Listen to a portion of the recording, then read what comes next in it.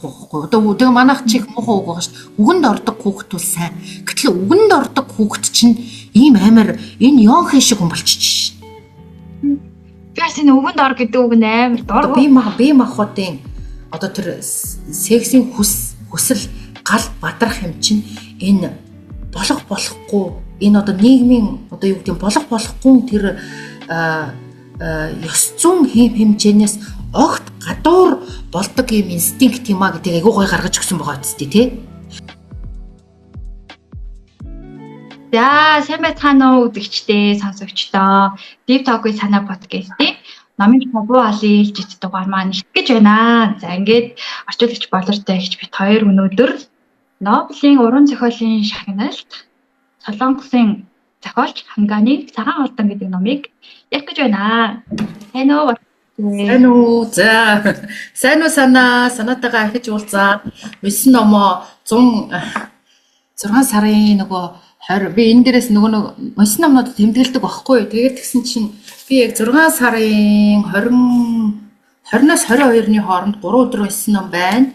Тэгээд тэрийг нөгөө ярих гад одоо бас үйл явдлыг мэдж байгаа ч гэсэн бас мэдрэмжүүдээ мартцсан бас жоохон хуучирцсан байдаг учраас сэргийх гээд өнөөдөр одоо стандараа дахиж уншлаа. 2 дахь удаага уншлаа. Одоо санаатайгаа хийхин тулд айгүй энэ подкаста бас айгүй сериосны хүлээж аваад тэгээ одоо 2 удаа уншиж байгаа шүү дээ. Унсан номнуудаа бол 2 удаа уншиж чинь. Хэрвээ ойлоо шинэ ном унших юм бол ерөөсө ямааны халуун дээр нь ерөөсө тэр дорнол хийн бахал гэж бодож байна. Тэгээ дахиад унсан чинь бас гоё байлаа. Хамаг мэдрэмж сэргэхээс гадна ойлголт маань бас гүнзгийрсэн гэж бодож байна.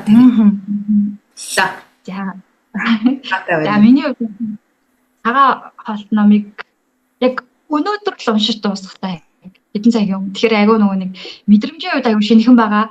Тэгээ мэдээж 2 дахь 3 дахь уншилтаас бол арай өөр өнцгүүдийг бас харах байх гэж бодож байна. Тэгээд боловч захиж яхаа 2 дахь уншилт миний 1 дахь уншилтаар ингээд цагаан хоолт номын талаар ярья.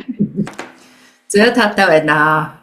За тийм дөнгөж сая анх удаа уншиж байгаа юм чинь чи ихлээс сэтгэлээ хэлсэн дээр хөө.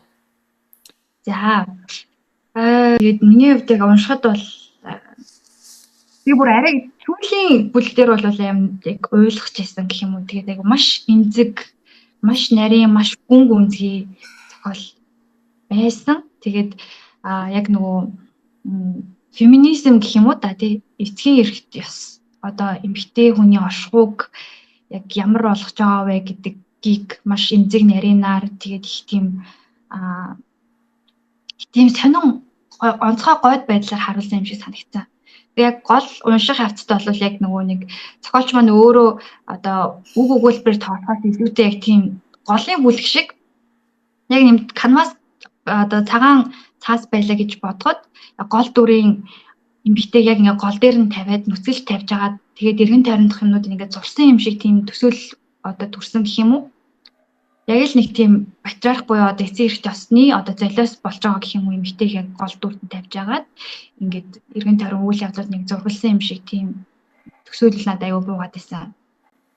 Хоёулаа чи ер нь нэг айхтар тавгүй түлдэг ном л уншаад байгаа юм байна шүү дээ. Дөрөв магма чин тавгүй түлдэг, өчигдөр чин тавгүй түлдэг. Тэгээ ер нь орчин үед бас нэг юм уран зохиолын юу гэдгийг сэдвч гэдэг юм уу энэ юм чинь илүү хүний сэтгэл зүй рүү хандаад ер нь иймэрхүү номнууд орчин үед их бичигддэг болсон юм шиг байна л да. Тэгээ миний хувьд бол хэлсэнчлэн яг нөгөө 6 дугаар сарын чи хэрвээ санаж байгаа бол нөгөө 6 сарын 21-нд чинь нэг амар цас орсон шүү дээ тий Улаанбаатарт. Тэгээ би нөгөө Улаанбаатарт жоохон нөгөө 100 Монголд очсон байжгаад тэгээд ээжтэйгээ цуг тэр нөгөө найрамдал заслан дээр байдаг. Найрамдалтай байдаг нэг юм юу лээ. Натур гэдэг тийм сувилийн газар ээжтэйгээ 3 хонсон байхгүй. Тэгээд тэгтээ авч очоод тэгээд тэр 3 хоногт би уншсан л та. Тэгээд бүр номноосоо салж чадахгүй тэр элдв янзын тэр чинь ингээ бүх юм нь багтчихдаг учраас тийм чимчилгээ эмч массаж нэ тэрэг хэлдэнгүүч би бүр тэр массаж ганцхан массажинд нь л орсон элдв юмыг нь бүр тоогоочгүй тэгэл өрөөндөө хөвтөл шигдэл номоо уушаал тэгэл байгаад байсан. Тэгээ номыг болохоор зэрэг би анх энэ ном ингээ гарахаар нь ягаа нөгөө чи одоо бос санаж л байгаа. Тэр чи одоо 5 сард гарсан юм уу мэдэхгүй. Анх ингээл мон судраас тэрийг ингээл рекламада шинэ ном гарлаа гэл ингээл тэгэнгүүт нь нэрийг харчаал хавцыг харчаал яасан сонин зурагтай учрыг бас ойлгоогүй тэгээ нэрийг харчаал энэ хоолны ном юм байна да эрүүл мэндийн хоолны ном юм байна да гэдэг тийм сэтгэл төржсэн байхгүй юу тэгээд би чи Монголд бууж очингуудаа маргааш нь 6 сарын 15-нд байна уу да тий одоо 2024 оны энэ өнгөрч байгаа оны юм яриад нь шүү дээ очингуудаа нөгөө Ани Эрногийн нөгөө байр суурь эмгтээгээд хоёр номныхоо орчуулсан байсан. Тэгээд би чи нөгөө Монголд байдгүй болохоор оцсныхоо маргааш нь нөгөө тэр хоёр номныхоо одоо нээлт гэдэг юм уу, ишигчдийн уулзалт гэдэг юм уу, тийм юмыг интерномд хийсэн багхгүй юу. Тэгээ яг тэр нь тэгсэн чинь тэр одоо уулзалтанд одоо мэдээж би байгаа энэ тэгээ урилгаар оролцсон сэтгэл зүйч Маралгаа гэдэг юм бүсгүй байдаг залуухан хөөрхөн. Тэгээ Маралгаа бит хоёрт мон судраас энэ цагаан хоолтон номыг ингээд бэлгэлсэн багхгүй юу. Тэгээд би ч угаасаа л авъя гэж бодож исэн л да. Тэгсэн чинь Маралгаа хоёрт энэ номыг бэлгэлээ. Тэгээд би чинь одоо ерөөсөө яг тэр хөдөө очингуудаа энийг ингээд шууд уншсан чи вау нэр ямар лаг ном юм бэ гэж бодсон. Тэгсэн чинь сая 11 сард болдог үлээ нөгөө Нобелийн шагнал гэсэн чинь энэ номын зохиолч Ханган гэдэг тэр бүсгүй маань надтай ойролцоо насны эмэгтэй юм билээ шүү дээ тий. Надаас нэг дүүч нэг ихч байлоо харагдчихсан. Тэгээ Нобелийн шагнал авсан тэгэнгүүт нь вау гэж бодоод за нэрээ үнэхээр л яг өөр номыг уншиж үзээгүй л дээ. Тэгтэл бас баярлсан. Ийм номыг үнэхээр ингээд орчин үед одоо ингээд онцгойд авч үздэг болцсон юм байна гэх тий. Ани Эрно ч бас нэг иймэрхүү илүү баримт уран зохиолын чиглэлээр бичдэг боловч бас Нобелийн шагнал авсан бас ийм сэтгэл зүйн одоо маягийн номнууд гардаг шүү дээ тий. Тэгээ ийм ном болохоор гэж одоо тэгэл баярлсан. Яг энэ зохиолыг яагаад Нобелийн шагнал авсан гэж бодож байна таны хувьд? Тэгвэл би одоо яг ямар хүнд одоо Нобелийн шагнал үгүй тэр одоо цензур гэдэг юм уу Нобелийн шагнал өгөх чи одоо бас нэг тийм нэг хангах ёстой болзол гэдэг юм байдаг л бахал та. Тэр мэрийг нь би ямар хөөж судалж одоо яг уран зохиолын мэргэжлийн хүн биш болохоор тэрийг бол мэдэхгүй. Гэхдээ ер нь бол одоо ингээд нүдлийн ямар хүн авсныг одоо санахгүй байна. Тэр Ани Эрно за тэгээд энэ Ханган эднэрээс ингээд хараад үзэхэд бол ерөнхийдөө одоо ингээд юм хүний ингээд тэр гаднах одоо улс орны түүх, соёл, зан заншил энэ тэрийг мэдээж харна гэсэн тийм шалгуур байдаг баг. Гэхдээ тэрнээс гадна одоо энэ хүний сэтгэл зүй одоо тэр нийгэм болон одоо гэр бүл орчин хандлага тэр хүний сэтгэл зүйд хэрхэн яаж нөлөөлөөд одоо ямар хувь хүн төлөвшин бий болоод тэгээд тэрнээс одоо сэтгэл зүйн ямар шарах үүсдэг ч гэдэг юм уу иймэрхүү юмнуудыг одоо энэ зохиолчид ч ихээр бичих болж тэгээд тэрэн дээр айгүйх нэмж одоо тэр Нобелийн шагналын шалгуурт ороод байгаа мó гэж бас бодоод байна л да. Гэхдээ энэ ном чи одоо зохиолчийн гавын ганцхан ном шүү дээ. Тэр хөвгөө ирлээ мэрлээ бол одоо Солонгос улсын түүх мөх гардгийн гэсэн. Гэхдээ тэрийг нь харсан ч байж магадгүй л дээ. Ани Эрно гэх чинь тэр миний орчуулсан эмэгтэй байр суурь өдр гэдгээс илүү тэр он жилүүд гэдэг номонд нь зориулж одоо Нобелийн шагнал өглөө гэж тийм нэг одоо Нобелийн хорооноос тэр мэдгдсэн үг мөгөн дээр нь бас байдаг юм шиг байлээ. Тэгээд он жилүүд нь бол тэр Ани Эрногийн одоо амьд сэрүүн яг залуу насаа өнгөрөөсөн 1900 хэдэн оноос чи 1950-ад оноос одоо энэ 2010 хэдэн оны хоорондох Франц улсын одоо тэр нийгэмд гарч байгаа өөрчлөлт түүх тэр маягийг нь одоо тийм баримт юм шиг уран зохиолч юм шиг маягаар гаргасан юм шиг байлээ шүү дээ тий. Тэгээд би тэр номыг бол бас ерөөсөө уншаагүй.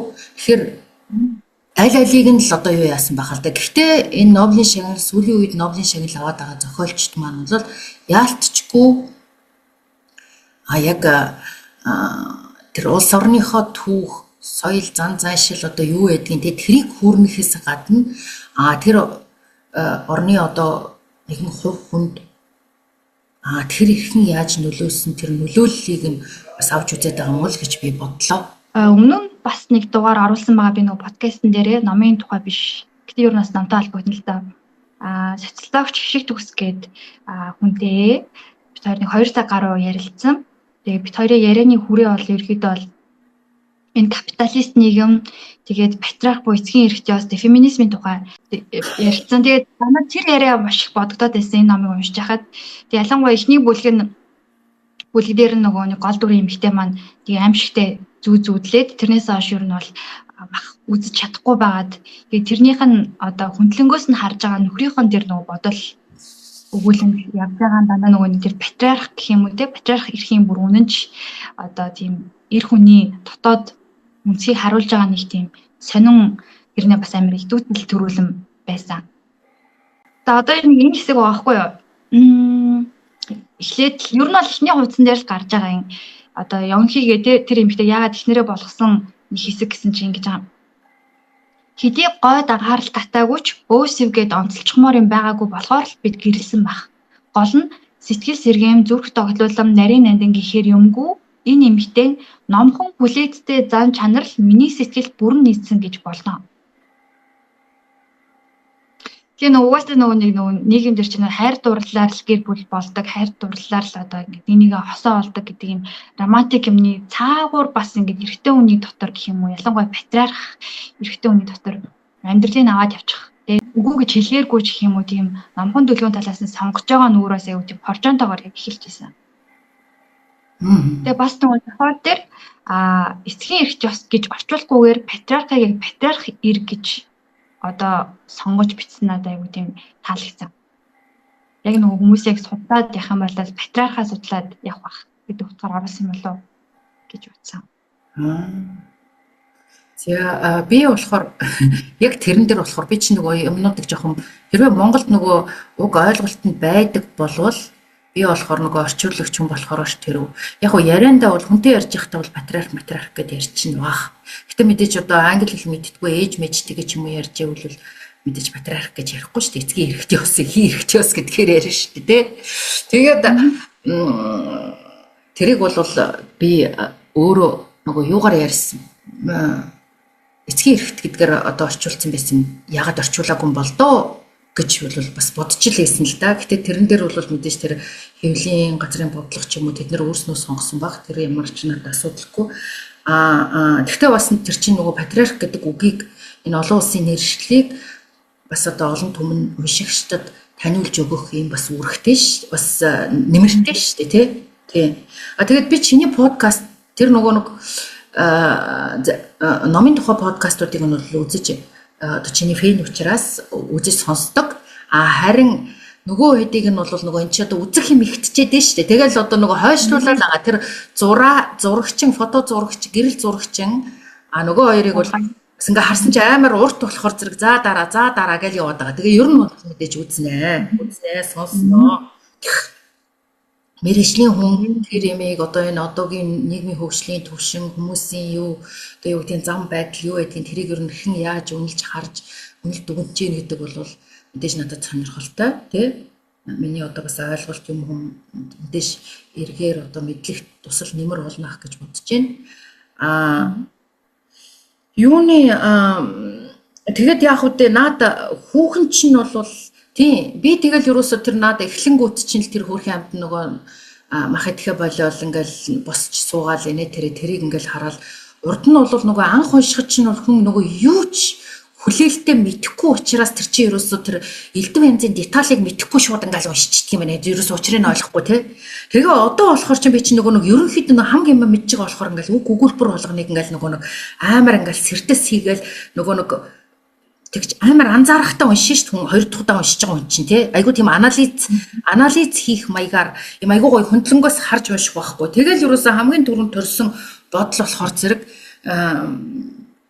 энэ муу хүүхэн одоо Ёнхэ тий манай зохиолын одоо гол баатар Ёнхэ маань бол үнэхээр нэг юм хүнд бусдад эвтэйхэн хүүхэн байгаа байхгүй. Тэгээ ингээ харахаар ерөөсө ганц тэр биш. Игч инхэн манай зохиолын гол баатар одоо Ёнхэ бүсгүй маань одоо тэр нэг цагаан олдон болчиход байгаа тий. Тэгээд сүүлд нь одоо 3 дугаар бүлэг дээр гардаг Ёнхэгийн игч инхэ гэд бүсгүй байгаа шүү дээ тий. Тэр инхэ бүгдээрээ тэр наад патриарх буюу эцгийн одоо хүчирхийлэгч, түрэмгийлэгч, бусдыг одоо өөрийнхөө хүчирхийлэл одоо тэр айц хүйцэд орж сүрдүүлгэнд ор одоо сөхрүүлж харцаараа байлгадаг одоо эрэгтэй хүнийг чинь одоо гэр бүлийн одоо тэр байдлыг чинь бол одоо эцгийн эрхэт ёс гэдэг байгаа шүү дээ. Тийм одоо эмэгтэйчүүд ч бас эхнэрүүд бас байгаа шүү дээ, тий. Нөгөө нөхөр хүүхд мөхтгийг чинь одоо бараг ингээд шалны алчуур болгоцсон. Гэтэл энэ дээр болохоор зэрэг нөгөө манай Йонхегийн аав болвол өөр тийм одоо эцгийн эрхэт ёсыг гэр бүлдээ одоо бүр ингээд өөрийн хатуу ёс чаягийг бий болгоцсон. Одоо дарангуйлагч, хүчирхийлэгч, түрэмгийлэгч одоо бүгдийг тэр гэргийнхнээ 3 хүүхдээ эхнэртэйгээ за тэр битгий хэл дээрээс нь нэмээд тэр муу зэлүүд тосгоныхныг хүртэл одоо өөрийнхөө харцаар байлгадаг. За бас тэгээд нэлээд ер нь хангалуун амьдралтай айл юм шиг байгаа. Тэгээд тэднийг ямар ч юусэн ядуу биш те. Ийм хүмүүс тэгээд тосгоных нь ч тэр муу эхнэр нь ч тэр 3 хүүхдэнд гуруулаа. Ийм хүмүүс ийм одоо эцэг хүн, эр хүн арг гэрдээ хэрвээ иймэрхүү байдалтай байх юм бол тэр гэр бүлийнхэн за охин хүүхдэд хэрхэн яаж нөлөөлдөг юм бэ гэдгийг л энэ одоо зохиол ерөнхийдөө ингээ харуулад өгч байгаа байхгүй юу. Тэгэхээр яаж ийм гэр бүлд өссөн одоо эрэгтэй хүүхэд бол мэдхгүй тэр эрэгтэй дүү нь бол нэг айхтар сайн гардггүй те. Ямар ч байсан хоёр охин нь бол бусдад эвтэйхэн өөрийнхөө хүсэл зориг мөрөөдөл одоо юу гэдэг бүх юмыг дарж нуусан ерөөсөө л ингээл гадуур л асуудал одоо үүсэхгүй нэг ийм бусдад эвтэйхэн ийм хүн болчихж байгаа байхгүй юу. Тэгээд тэр нь бүр ингээл бүр айгу тэр эгчийнхэн дээр эгч дээр нь ч гэсэн тэр ээж дээр нь ч гэсэн тэгээд эр хүний байр суурийг асар дээр тавьдаг. Тэгээ яаж нөгөө нөхөр нь ингээ гэр рүү нуцтаад ар гэр рүү нуцтаад хүүшээ Йонхи одоо ингээ мах идэхгүй байна гэдгсэн чинь ээж нь яриад ээж нь ингээл ярьснаа нөхрөөс нь ухаан зүггүй уучлалтгүй гал уучлаарай. Тэр чи одоо уучлаад байх юу ийсэн бэ те? За тэгэл аав нь яриад аав нь хүртэл тэр нөхрөөс нь ягаад гэвэл нөхрийг нь эр хүн учраас охиноосоо дээгүүр тавиад ш. Миний охин одоо ингээд махнаас гараад ингээ эр нөхөртөө махан хоол хийж өгөхгүй ингэж одоо чамааг тавгуутгуулж хаад уучлаарай. За нөгөө ихч уучлаарай. Бүх хүн ерөөсөө ингээд ямар ч буруутай үйлдэл хийгээгүй мөртлөө уучлаарай. Энэ юу вэ? Эн чинь бүр тэр нөгөө тэр аймаар дарангуйлагч, сүрдүүлэгч тэр эцгийн эрхт ёсыг тогтоосон тэр одоо дарангуйлагч аав бүр тэр нөгөө хэдийгээ бүр ингээ өөрийнхөө эрхэнд сөгдүүлдэг байгаа хөөхгүй. Ерөөсө бусдыг ингээд нөгөө нэг бусдад гэмшилтэй мэдрэмж энийг чиний ингэсэн чинь буруу. Ерөөсөө л миний энэ заасан замаар яг ийм байхгүй бол яг зоддог.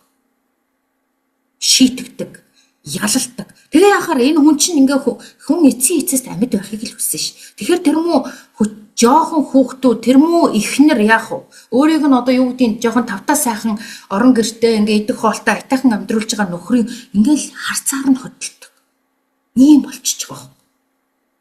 Яагаад өгөхөр зэрэг тэд нэр амьд үлдэхийн тулд яагаад гэвэл хүний хамгийн түрүүний нэн төрний хэрэгцээ чинь тэр аз жаргал маргал тэр мөрөөдөл хүсэл мөрөөдлөө биелүүлэх чухал биш шүү дээ. Юун түрүүнд хүн чинь амьд үлдэхийг л үзсэн биз дээ. Амьд мөрөл эн чинь хүний төрөлхцөн байхгүй.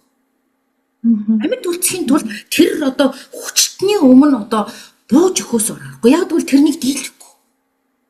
Тэгээд энэний харин гороор тэр одоо хоёр охин ингээ бусдад эвтэйхэн. Тэгээ бусдад эвтэйхэн хүн ингээ өөрийнхөө одоо умартаад ингээ бусдад эвтэйхэн ингээл нэг бусдын ая тухайг хангаал ингээл төссөн хоолыг хийж өгөөл ингээл ерөөсөө тэр өөрийнхөө одоо сэтгэл зүй юу байдгийг бусад юмныхаа ингээ хэрэгцээг хангахгүй ингээ яваад байгаа юм чинь сүулдэ ингээ галз урч штэ. Тийм ухаанцтай.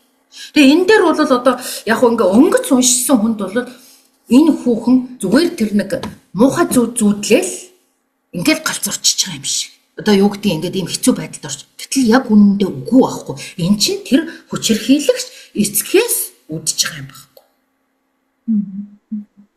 Тийм тэгээд яг уншиж байхад бас нөгөө улбараас гарсан Ким Жион их бодогдсон. Ким Жион дээр чинь бас нөгөө хүүхдээ харж агаад сэтгэл зүйн одоо тэр эвгүй байдалд хугаралт их болж байгаа битээ гарч ирдэг. Тэгэхээр яг одоо л угаасаа ингээл хүч гэх юм уу баатар гэдэг юм уу тэр зүйл ингээд модонд ороод одоо хүний гол чадвар юм шиг тий хамгийн дэдэнд ерөөсөө чадварлаг хүчтэй эрэгтэй хүний дүр ингээд байсаар хагаад бараг дэлхийн нийт бүх одоо өөр хоолой хүсэмжилж гин гэж харсан. Тийм болохоор Нобелийн шагналыг бас энэ айгу тод дуу хоолой олж сонгогдсон болов гэж бас бодсон. Тэгээд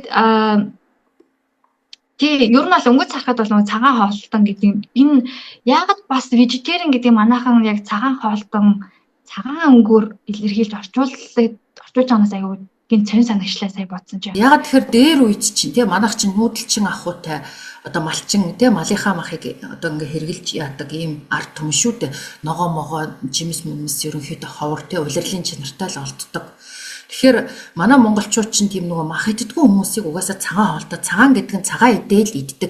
Тэгээ Монголд яах мах идэхгүй бол өөр юу идэх? Яарвал өрөм ээзгийн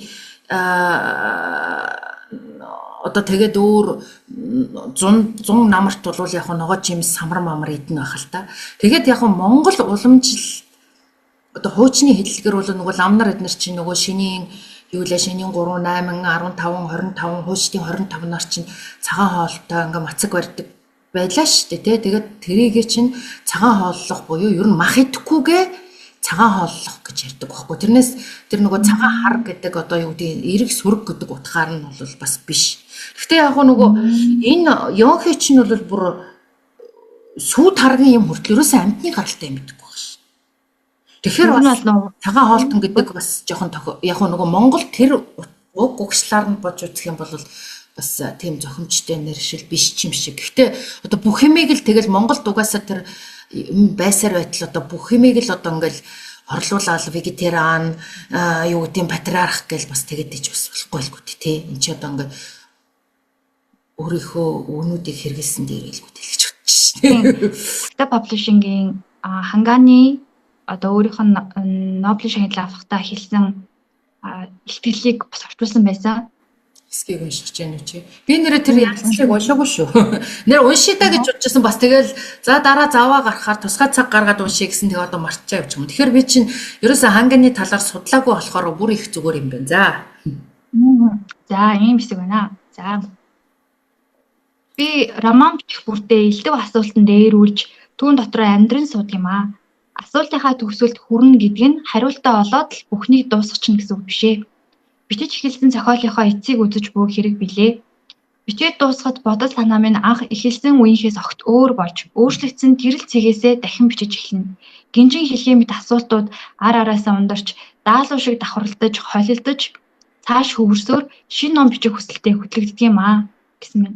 Тэгээд яг нөгөө өөрөө болохоор яг ингэж өөрөө эмгтэй хүн учраас өөрт нь байнга тийм асуулт төрдөг байсан юм байна гэж би ойлгосон. Тэгээ өөрөө бол нөгөө нэг эмзэг мэдрэмжийн төрлийн хүн. Тэгэл эмэгтэй хүн болж төрсөндөө энэ системд оролцож байгаа байдалтай ч юм уу нийгэмд оролцож байгаа байдалтай өөрт нь л юм бачимдсан асуултууд аяг төрсөн юм байлээ. Тэгээд яг энийхээ өөрөө хариултыг олъё гэж бодоод тэр үнцгөрөө бүгдийг ингээ аяг ажиглаад судлаад тэгээд тэгснийхэн үндсэн дээр бол яг цагаан хоолтой вежетариан зохиол нь төрсөн юм байна лээ. Тэгээ бас энийг нөгөө дэлгэрэнгүй уншвал нөгөө тагтаа дээр гарсан байсан. Харин тийм би харсан уншия байц. Нэрэл тийм л юм байна л дээ. Тэгээд ер нь одоо бас ингээд Солонгос чинь хэдийгээр маш их ажиулт үржиж технологичсон одоо өндөр хөгжилтэй хөгжингүү орон хэдий чиг бас яг энэ эцгийн эрхт ёсны энэ хоёр хол эмгтээчүүдээ одоо тэр нөгөө Ким Жин Ён эднэрээс ингээд үзэхэд энэ эднэрээс үзэхэд бас тэр талаараа бол үнэхээр өөрчлөгдөх шаардлагатай. Тэр талаараа бол ер нь хоцрогдсон эмгтээчүүдийн эрхийг айгүй юм дорд үтсэн ч юм уу тиймэрхүү юм нэвч шингэсэн ийм л улс орн байна гэдэг нь бас одоо ингээл мэдрэгдчихэл байна л да. Солонгос гэсэндээ бас нөгөө Азийн орон соёл гэдэг утгаараа манайхтай тун төстэй. Гэтэ зарим талаараа манай монголчууд бас харьцангуй ялангуяа хот суурин газрын нөгөө нэг эцгийн эрхт ёсны хувьд харьцангуй гайгүй байхаа гэж найдаад идэг боловч бас яг нөгөө нэг бабл хөөс дотроо бас өөр бусад хэсгүүд ч гэсэндээ аюу хэцүү байд юм шиг байгаа. Тэгээд яг нөгөө нэг ялангуяа Йонхи Инхэ гэдэг нөгөө хоёр гिचдүүсийн харилцаа ялангуяа 3 дугаар бүлгээс гарч ирдэг Инхэ гэдэг хичих нь одоо харуусал дүүгээ одоо тийм болцсонд ингээд би юу хийж чадах байсан бэ гэд өрдөж хайрлаж байгаа хэсэг нь амар эмзэглэм Дээрээс нь би нөгөө нэг хоёр ихчтэй, гурван охинтой айлын бага нь болохоор бүр ингээд айгу маш хүн бас их ойрхон туссан. Ер нь одоо нөгөө нэг энийг олон эмэгтэйчүүд уншаад одоо энэ байдлаа айгүйх энэ зүгээр нэг зохиолын үйл явдалд өөрөө ороод ингээд умбаад ингээд тэгээд яхасаа илүү айгүй гоё хөндлөнгөөс те зохиолынхаа үйл явдлаас хөндлөнгөөс нь гарч ирээд өөрснийхөө амьдралыг бас ингээд эргцүүлж үзээсэ гэсэн тийм л сэтгэлд төрсөн л дөө. Тэгээд одоо чинь бол одоо ингээд тэгдэг болчиход байгаа шүү дээ. Гадуур айгүйх өөрийгөө хайрл гэх. Тэгээ өөрийгөө хайрл гэдэг юм бол одоо ганц энэ манай Монголд ч тэгээд байгаа юм биш. Ерөөсө бүх газар л ганц эмэгтэй хүнийг өөрийгөө хайрл бас биш л дээ. Эрэгтэй хүн чинь бас өөрийгөө ер нь хүн гэдэг амтан хүн болоод төрсөн бол юун түрүүнд нөгөө түрүүнд хэлсэн шүү дээ. Амьд үлдэх хэрэгцээ. Хамгийн түрүүнд хүн нэгдүгээр хэрэгцээ бол амьд үлдэх тийм үү? Тэгээ одоо ингээд бие хүн бүрлдээд ингээд том болцсон одоо нөгөө насанд хүрчих юм бол хүн за яг гэр бүлээсээ тэр өөрийгөө хайрлах би чухал хүн шүү. Өөрийгөө эрхэмлэх тэр юмнууд нь одоо ингээд суугаагүй байлаа гэхэд одоо энэ сэтгэл зүйн одоо энэ өөрийнхөө бага нас элдэв одоо трама гэж яриад байгаа те тэр сэтгэлийн шарах марах одоо энэ юм руугаа одоо ухаад тэр сэтгэлээ эдгэрүүлэх те сэтгэл зүйнхөө одоо дотгошоогоо хандаад энэ одоо юмд руу тагаал ажиллах хийн чухлыг л одоо айгүйх ойлгуулж байна л да тий. Тэгээд энэ хоёр чинь бол юм өөртөө хайргүй бусдад эвтэйхэн хүн болчиход байгаа хгүй. Энэ хоёрын хувьд бол өөртөө чухал биш. Зөвхөн бусад хүмүүс, эргэн тойрныхоо хүмүүсийн л ая тухын төлөө. Тэгэхээр өөртөө хайртай хүн бол эхлээд би энийг хийхэд дуртай байна уугүй гэдгийг бодно үстэй тий. Гэтэл тийм юм байхгүй бусдад эвтэйхэн. Тэгээ тэр Йонхи эгч нь бол одоо бүр өрөвдөлттэй. Тэр хүн чинь бол бас сүултээ одоо үхэл ч юм уу галзуурл руугаа очиж штэ. Тэр яг тий өөрийгөө хайрлаагүй тий яагаад өөрийгөө хайрлах ингээд чухал вэ гэхээр чинь ийм шархтай хүмүүс чинь өөрийгөө хайрлах тухай болцсон байдаг байхгүй. Тэгэхээр сэтгэлийн эдгэрэлд одоо сэтгэл зүгээ эдгээгээ шархнуудаа одоо ингээд аниагаад эдгэх юм бол хүн өөрийгөө эрхмэлдэг өөртөө хайртай хүн болно. Гэтэл манайхан одоо ингээд өөртөө хайртай гэхээр өөрийгөө нөгөө нэг амиар эрхэмлээд амиа бодоод ингээд ийм байх юм шиг гэтэл үгүй. Зүгээр өөртөө болохгүй хязгаарыг тавьж өгнө. Өөрт чинь хортой, өөрт чинь таагүй юмыг өөрийгөө хүчилж хийж болохгүй өдр гэсэн тийм юмнууд одоо өөрийгөө хайрлах чинь айгүй чухал хэсэг болж байгаа. Дээрээс нь манайхан ч өөрийгөө хайрлах гэхээр л нэг өөртөө нэг брендинг хувцас гоё хүссэн юм авч өгөх ч юм уу. Эсвэл нэг очиад нэг массажинд орохыг л өөрийгөө хайрлах гэдэг шүү дээ. Эн чинь биш. Эн чинь хамгийн түрүүнд өөрийгөө эрхэмлэж бусдын одоо тэр хүчирхийлэлд орохгүй байх тий бусдын одоо сэтгэл зүйн тамлал тэр бусдын өөрийг нь одоо гэмшүүлсэн тийм буруутай мэдрэмж эднэрийг одоо анзаарч таньж мэдээд тэрнээс өөрийгөө хамгаалж сурах тиймэрхүү юмнууд чинь одоо өөрийгөө хайрлахын бас асар нэг ингээд юм чухал хэсэг байгаа байхгүй юу. Гэхдээ тэр бол өргөн хүрээтэй ойлголттой. Тэгээ өөрийгөө хайрлахгүй юм чи одоо ингээд ийм болж ш. Гэхдээ манай хоёр бүсгүй хувьд бол тэгээд тэр эцгийн одоо харгаагаа ийм л болцсон байгаа байхгүй юу. Тэр гэр бүл айгүй ар гэр хүүхдийн бага нас ар гэр бас л ингээл тийм амар чухал багцсан. Тий. Үнэ. Би чинь ихний удаа уншилтаар уншиж байгаа болохоор бас айгүй хавтаж унссан л та. Тэгээд яг миний хийж байгаа дугаарууд яах ч аргагүй айгүй тийм феминизм тал руугаа, өнгийн эрх тал руугаа л яригдалаа л да. Яг сонгосон номууд маань ч гэсэн яг тийм хүндсэн сэдвтэй байж таарад. Тэгээ би нөгөө өөрийнхөө үзэл бодолд өөрийнхөө амьдрал дээр тулгуурлаж амьдралыг хараад идэг болохоор өөр бусад эмэгтэйчүүдийн өнцгөөс харахаар их тийм би айгүй тийм хүндлэнгийн ч юм уу юм яриад идэм шиг байгаа юм. Тэгтээ яг хөө тэгээд эцсийн цэгт бас хүрэх байх л та. Тэгээ хүн болгоноос өөр одоо эцгийн эрх бас таатай ч юм уу те байгаад өссөн эмэгтэйчүүд бас байгаа. Тэгээ нийгмийнхаа системийнхаа хувьд л айгүй их ярьж гин гэдэг бас ойлгоосой гэж бодож байна. Тэгээд яг нөгөө нэг түрүүн ярьсан өөрийгөө хайрлах хайр дээр би бас ингэж бодсон. Хайр гэдэг зүйл бас өөр аюу тийм асуухад айгүй хариулт нь хэцүү болддог зүйл юм шиг байгаа л да. Жишээ нь одоо нөгөө нэг дүр дээрээ цагаан алтны гол дүрийн онхи дээр харуулах юм бол аав нь өөрт нь хайртай юм шиг л байсан бах. Одоо өөрийг нь хадсан нохоог тэг яаж нүдэн дээр нь яргалж тамлаж алж юм тэг ингээд охиныг нь хадсны төлөө мотоцикл чирээд нүдэн дээр нь одоо амар болгож байгаа штэ тэгэнгүүт тэр чинь яг зүгээр л өөрийгөө одоо тэр хүчтэй дарангуулагч гэдгээл бас нөгөө талаар харуулж байгаа. Тэгээд яг насан туршил зүгээр л хүн болгон ажиглаж одоо мэддэггүй байсан нормал дээр яг ингээд жам ёсны зүйл мэт юм махан хоолоосоо гараад цагаан хоолтон болцсны төлөө тэр охиноо шууд одоо хүчрхийлж जैन те тэр үзэгдэл бол бас аав маань надад хайргүй юм байна штэ нөгөө хайр гэдэг зүйл чинь яг нөгөө юм зүв гэх юм уу яг охиноо бодсон хайр биш гэдгийг одоо нүур тулах гэдэг юм бас айгүй хатуу өвдгөн тийм болохоор нөгөө нэг өөрийгөө хайрлах гэдэг маань одоо бидний эргэн тойронд хүрээлцсэн байгаа худал буурмаг хайр гэх юм уу эсвэл нөгөө нэг юм завшигч хайр гэх юм уу ашиглагч хайр гэдэг юм уу айгүй олон төрлийн нэг тийм дүр хэсэгцэн зүйлүүдтэйгээ нүур тулах тийм айгүй зориг шаардсан юм гэж бодсон. Яг нөгөө энэ цагаан уултан гэж зохион шиг нөгөө тухгүй байдал зөндөө ордог гэх юм уу. Таны хувьд яг тань хамгийн эмзэглэм хэсэг нь яг айл байсан бэ? Энэ номыг нөгөө анх уншихад над хамгийн аймаар бүр сэтгэл цочирдон бүр нүдэнд одоо харагдаад бүр ингээд сэтгэл өвдсөн хэсэг болвол тэр над нохогийн чинь мотоциклоор чирж алж исэн хэсэг байсан. Яг хоо энэ тэр ингээл тэр бүсгүй зөндөө зовж мавал энэ тэр сүлийн хэсэг тэр тийм байсан л да тий.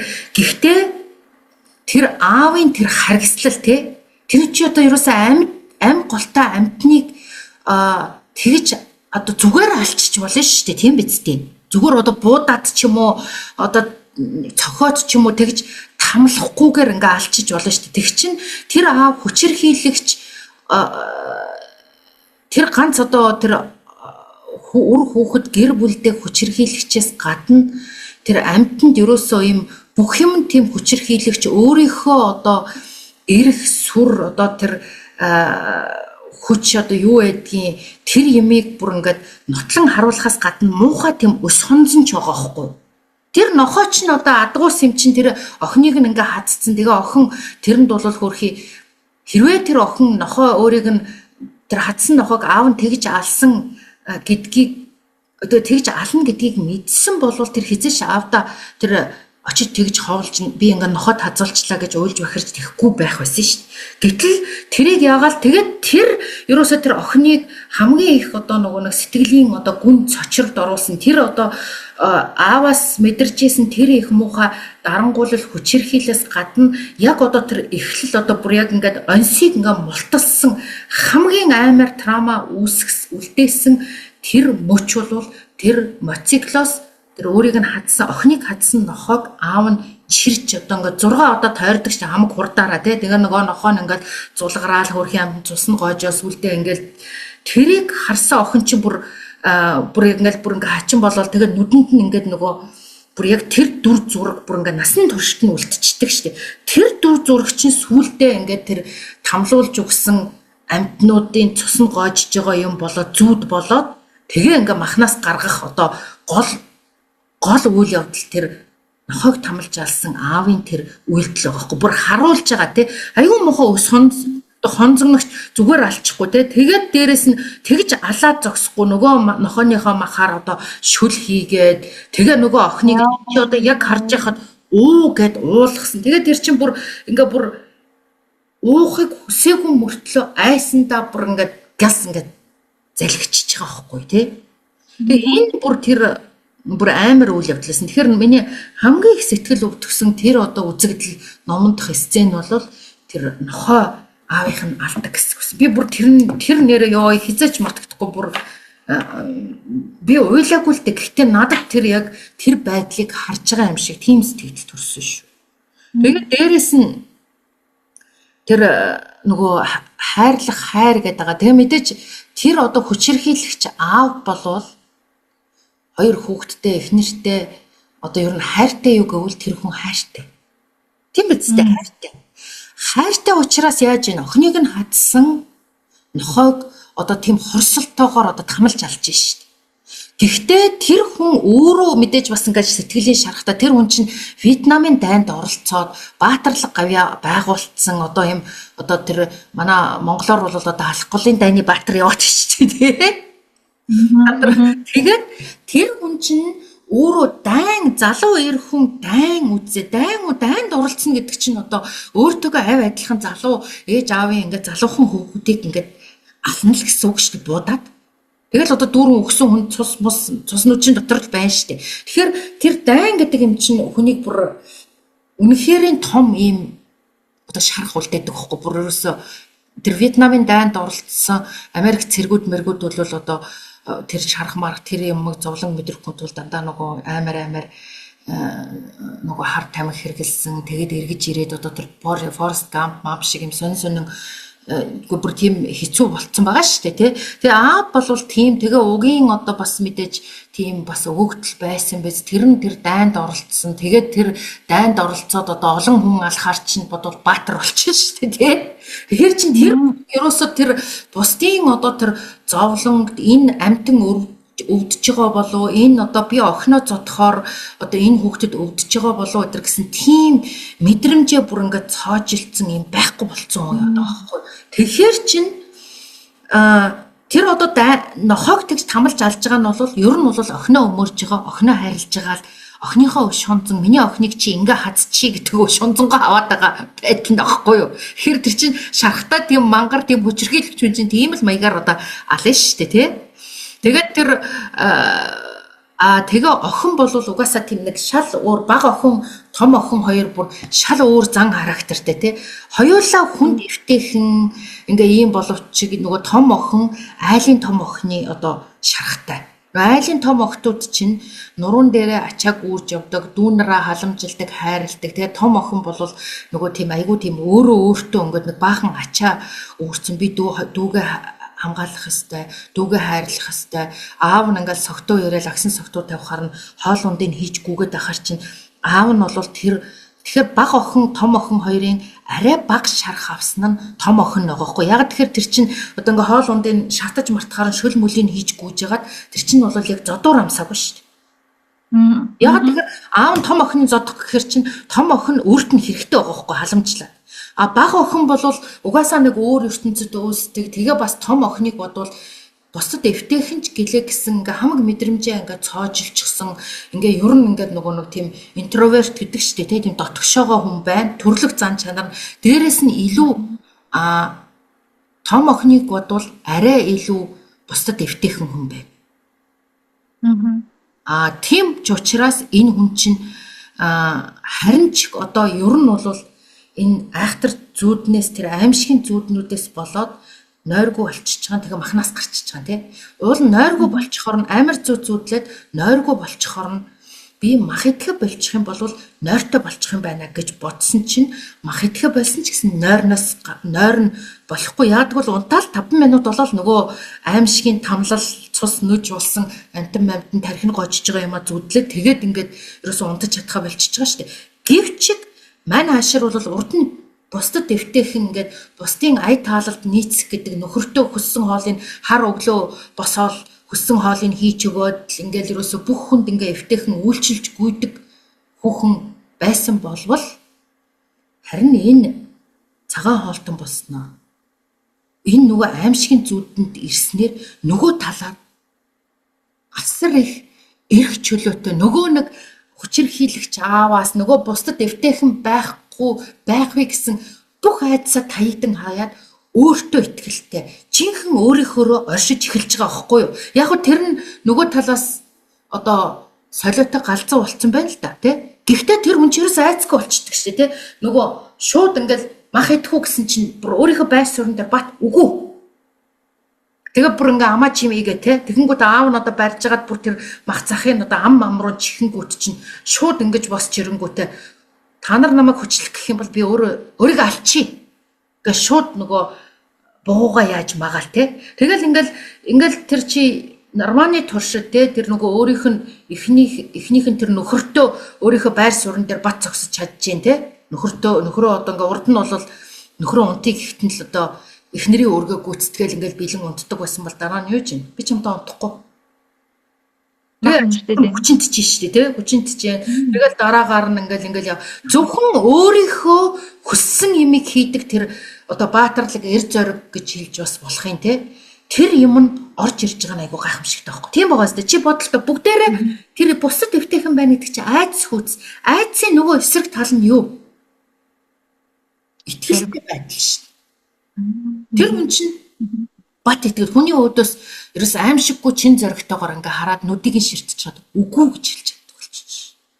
Нөгөө нэг насан туршдаа ингэж айж бэмбэгнэж дайлтчиж байсан болвол хинч сонирн биш. Ерөөсөө юм мэдрэмжээ ингээд таглчаад яах юм та нар үгүй гэд. Тэгээ өөрийнх нь тэр тавлаг бүс нь тэр айгүй гоё юм эвтэйхэн байдаг өөрт нь ингээд жаргалтай бүс нь тэр өөрийгөө ургамал цэцэг болоод ингээд тэр юм болчихж байгаа байхгүй. Тэгэхээр нөгөө талаас ингээд хүн ингээд гаднаасаа хараад нойргүй болоод турж ицэл ингээд галзуу солиг галзуугийн эмнэлэгт очиод ингээд байгаа юм шиг боловч тэр эмэгтэй харин гिचигээ бодвол тийм жаргалтай юм хийсвэр ертөнцид орчиж байгаа байхгүй. Чи тийг юу гэж бодож байна? Тийм байна уу? Аха. Яг ихтэйхэн нүдээр харахад бол аюу тийм эрхчлөөтэй хийсвэр ертөнцид очиж байгаа. Тэгээ нөгөө талаас бас би юу гэж харсан бэ гэхлээр одоо галзуу ирүүл гэдэг байлаа шүү дээ. Угаасаа яах чаргагүй одоо явахыг гаргаж байгаа тэр хариу үйлдэлийг харах юм бол харахгүй галзуурчжээ нэг мэдрэлийн асуудалтай болчихжээ гэж бодоод байгаа. Тэнгүүд яг нөгөө хүний нийгэмд зохицож амьдардаг хүний одоо сэтгэл зүй одоо тэр одоо механизмууд гэх юм уу тогтолцоо нь арга байлаа гэхэд явахыг бас хэд хэдэн алга болсон байгаа байхгүй. Тэр нь болохоор ингээд яг нөгөө хүлцэх гэдэг мэдрэмж нь зүгээр ингээд байхгүй болоод шууд одоо тэр одоо зүүд зөнгийн байдлаар илэрнэ. Тэр зүүднээс болоод тэр мэдрэмж нь алга болоод тэгэл яг нөгөө нэг өшөө авах гэхээсээ илүүтэй баг зүгээр тэр хүлцэх гэдэг мэдрэмж нь л ингээд баллуурсан юм шиг алга болсон. Тийм болохоор тийм хүлцэх. Тэгээд өөрийнхөө оршиж эхэлсэн. Гэхдээ тэр чинь ямар одоо ер нь өвчин бэ гэхээр ерөнхийдөө бол тэр эмчж хэлсэн байсан шизофрен гэдэг штеп. Шизофрен чинь болохоор зэрэг шизофрентэй хүмүүс чинь өөрийнхөө төсөөллийн энэ ертөнц биш. Тэр өөрсдийнхөө тэр оюун санаанда тархинда бий болгосон төсөөллийнхөө ертөнцид итгээд тэрүүгээрээ амьдардаг одоо хүмүүс байдаг байхгүй юу. Тэгэхээр тэр хүүхэд насны тэр амаал одоо тийм юм оруулчлаа л да. Тэгээд тэр чинь өөрийнх нь төсөөлөл болохоор зэрэг тэр гоё ургамал мод тийм үү? Яг тэр байх нь хүнээр орших нь тэр охинд дэндүү одоо нөгөө нэг хэцүү биш. Дэндүү зовлонтой байна шүү дээ тий. Хинч зовлонтой амьдрахыг хүсэхгүй ш. Тэгэхээр тэр өөрийнх нь жаргалтай ертөнц бол тэр төсөөллийнх нь буюу одоо тэр ургамал амьтны ертөнц. Тэгээ ургамал болчиход байгаа шүү дээ. Тэгээ ингээд мод болчоод ч илүү тэгэл ой мойд байгаа л. Гэхдээ тэрний их бол тэр ойд байхад тавигдсан байлээ шүү дээ. Гिचтэйгээ ойд төөрчөөд 9 настайдаа явж исэн чинь гэртээ харьяа гэсэн чинь тэр охин бол угаасаа л зовлонтой учраас гэртээ хараад яах юм бэ? Энд чинээ бараг ингээ ойдоо байчих л та. Тийм хэцүү амьдарч штэ тэр ар гэрийн одоо сэтгэл зүйн тийм таагүй хүнд хэцүү айц хүч дүүрэн төгшүүртэй гэр бүлдэл амьдардаг байсан байгаа байхгүй тий?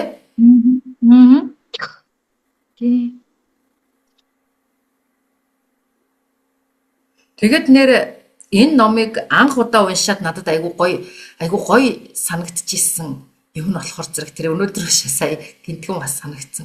Нөгөө энэ Йонхэ чинь левч зүүдгөө шүү дээ тий хөхний даруулга. Тэгээд тэрийг ингээл уншсан чинь надад нэрээ ингээл хөхний даруулгагүй байвал айгу гоё юм. Бид нар чи угаасаа мэдэн шүү дээ тий орой морой ч юм уу одоо ингээл бас ингээл левч мөвчгээ тайлахаар ингээл нэг гоё чи энэгээр ингээ барихгүй айгу гоё байдаг шүү дээ тий.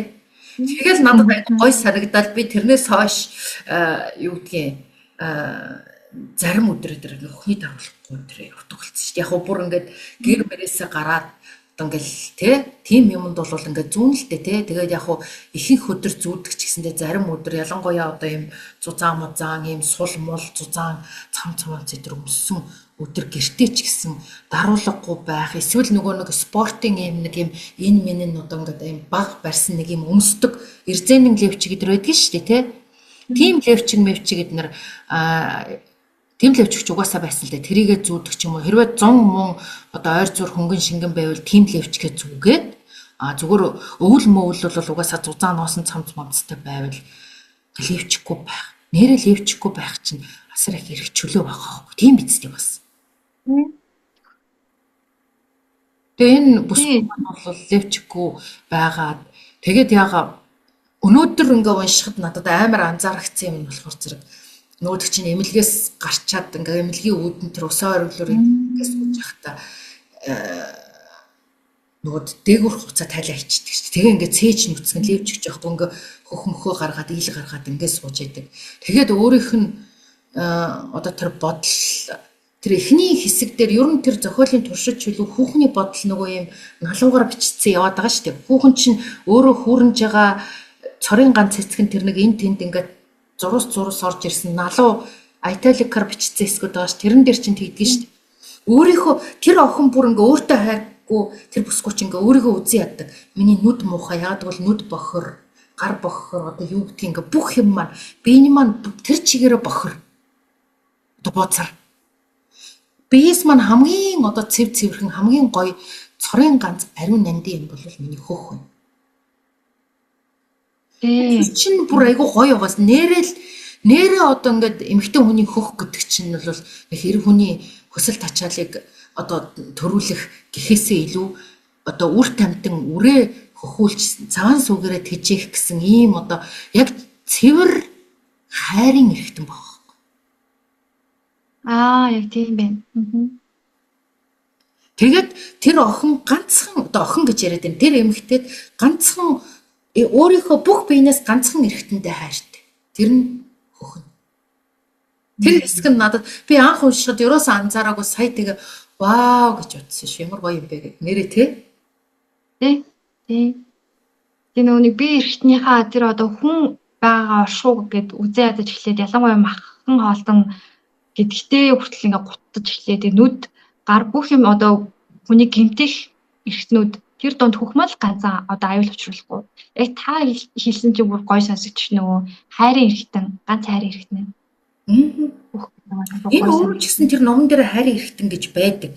Тэгээ яг хуу би ч бас нөгөө эрүүл мэндийг айгүйх сонирхдаг тэр талаар одоо олон жил уншиж сонирхож судалсан болохоор зэрэг хүний эрхтэн систем болгон чи хүний бие эрхтэн болгон ямар нэгэн сэтгэл хөдлөл одоо юу гэдгийг тэгээд тэр тухайн нэг эрхтэн өвдлөө гэдэг чинь тэр хүний мэдэрсэн одоо сэтгэл хөдлөлттэй айгүй холбоотой байдаг байхгүй юу? Жишээлбэл одоо санаа их зовдөг альва ямыг одоо ингээл тэгчихүү ингэчихүү гэж одоо өөрөө санаагаараа одоо юу гэдгийг айдсараа санаа зовно гэдэг чи айгаад байна гэсэн үг шүү дээ тий. Тэрийгээ одоо ингээ бодтой өөрөө бараг санаагаараа ингээд биелүүлээд ингээд айгаад зовнод идэг хүмүүс жишээлбэл хотод нь өвддөг, хотодны хавдар мавдартай болдог байхгүй хотодны шарах ч юм уу. Хөхний одоо хор тавдарч байдаг юм уу? Хөхний асуудалтай болж байгаа хүмүүс шүү дээ тий. Тэр чинь юутай холбоотой гэж хөх хайрын эрхтэн байхгүй юу? Хэтэрхий их өөрийгөө огоороод бусдын төлөө бусдын эрх ашигыг өөрийнхөө өмнө тавиад бусдад маш их өөрийгөө зориулдаг тийм хүний хөхөвддөг байхгүй. Яагаад тэгэхээр хөх гэдэг чинь түрүү хэлсэнчлэн үр хүүхдээ тэжээх ёстой нөгөө ингээс нь цагаан суу асгардаг одоо ганц эрхтэн чинь хөх байхгүй юу. Тэгээ одоо чи бол ээж болж үзээгүй байх ингээ хөх чи айгүй сонин штэ. Ингээ жоохон хүүхэд жоохон байхад те одоо 6 сараас доош насан за ялангуяа бүр жоохон мохон одоо сар мар 1 2 сар 3 сар мар хүртэл үрд нь бол ингээ хүүхдээ хөхүүлчээ гараа явна штэ. Тэгэл гараал явангууд л хүүхдээ ингээл яана миний хүүх өсөж байгаа болов гэж бодонгууд л ингээ шууд ингээ суун асгарчдаг штэ бүр ингээ цам чинь нэг бүр бодонгоо бүр тийм ингээ хүүхдтэйгээ холбоотой. Үнэхээр сонин. Энд чинь яг ингээ хөхнийхэн сүүн дүүрээд ингээ багтахгүй болоод асгарч байгаа мүү гэтэл үгүй. Зүгээр бодоход ингээ сүүн асгараад идэх байхгүй. Тэгэл нөгөө левжин хамаг юм чинь ингээл бүр ингээ бүр тийм өөрөө ивэлждэг байхгүй. Амар хөөрхөн. Тэр бол үнэхээр тэрийг би бүр ингээ гайхчихсан байхгүй. Тэгээд тэр нь яг нөгөө хүүхд чинь том болох тусмаа ингээ арай гайгүй болно ш. Тэгээд 6 сар мараас хойш бол би тэрийг нэг мэдрээгүй. Яг ингээ жоохон бахтууд яг их юм зурггүй ингээл нойтон болчих. Цамц мамц чинь нэг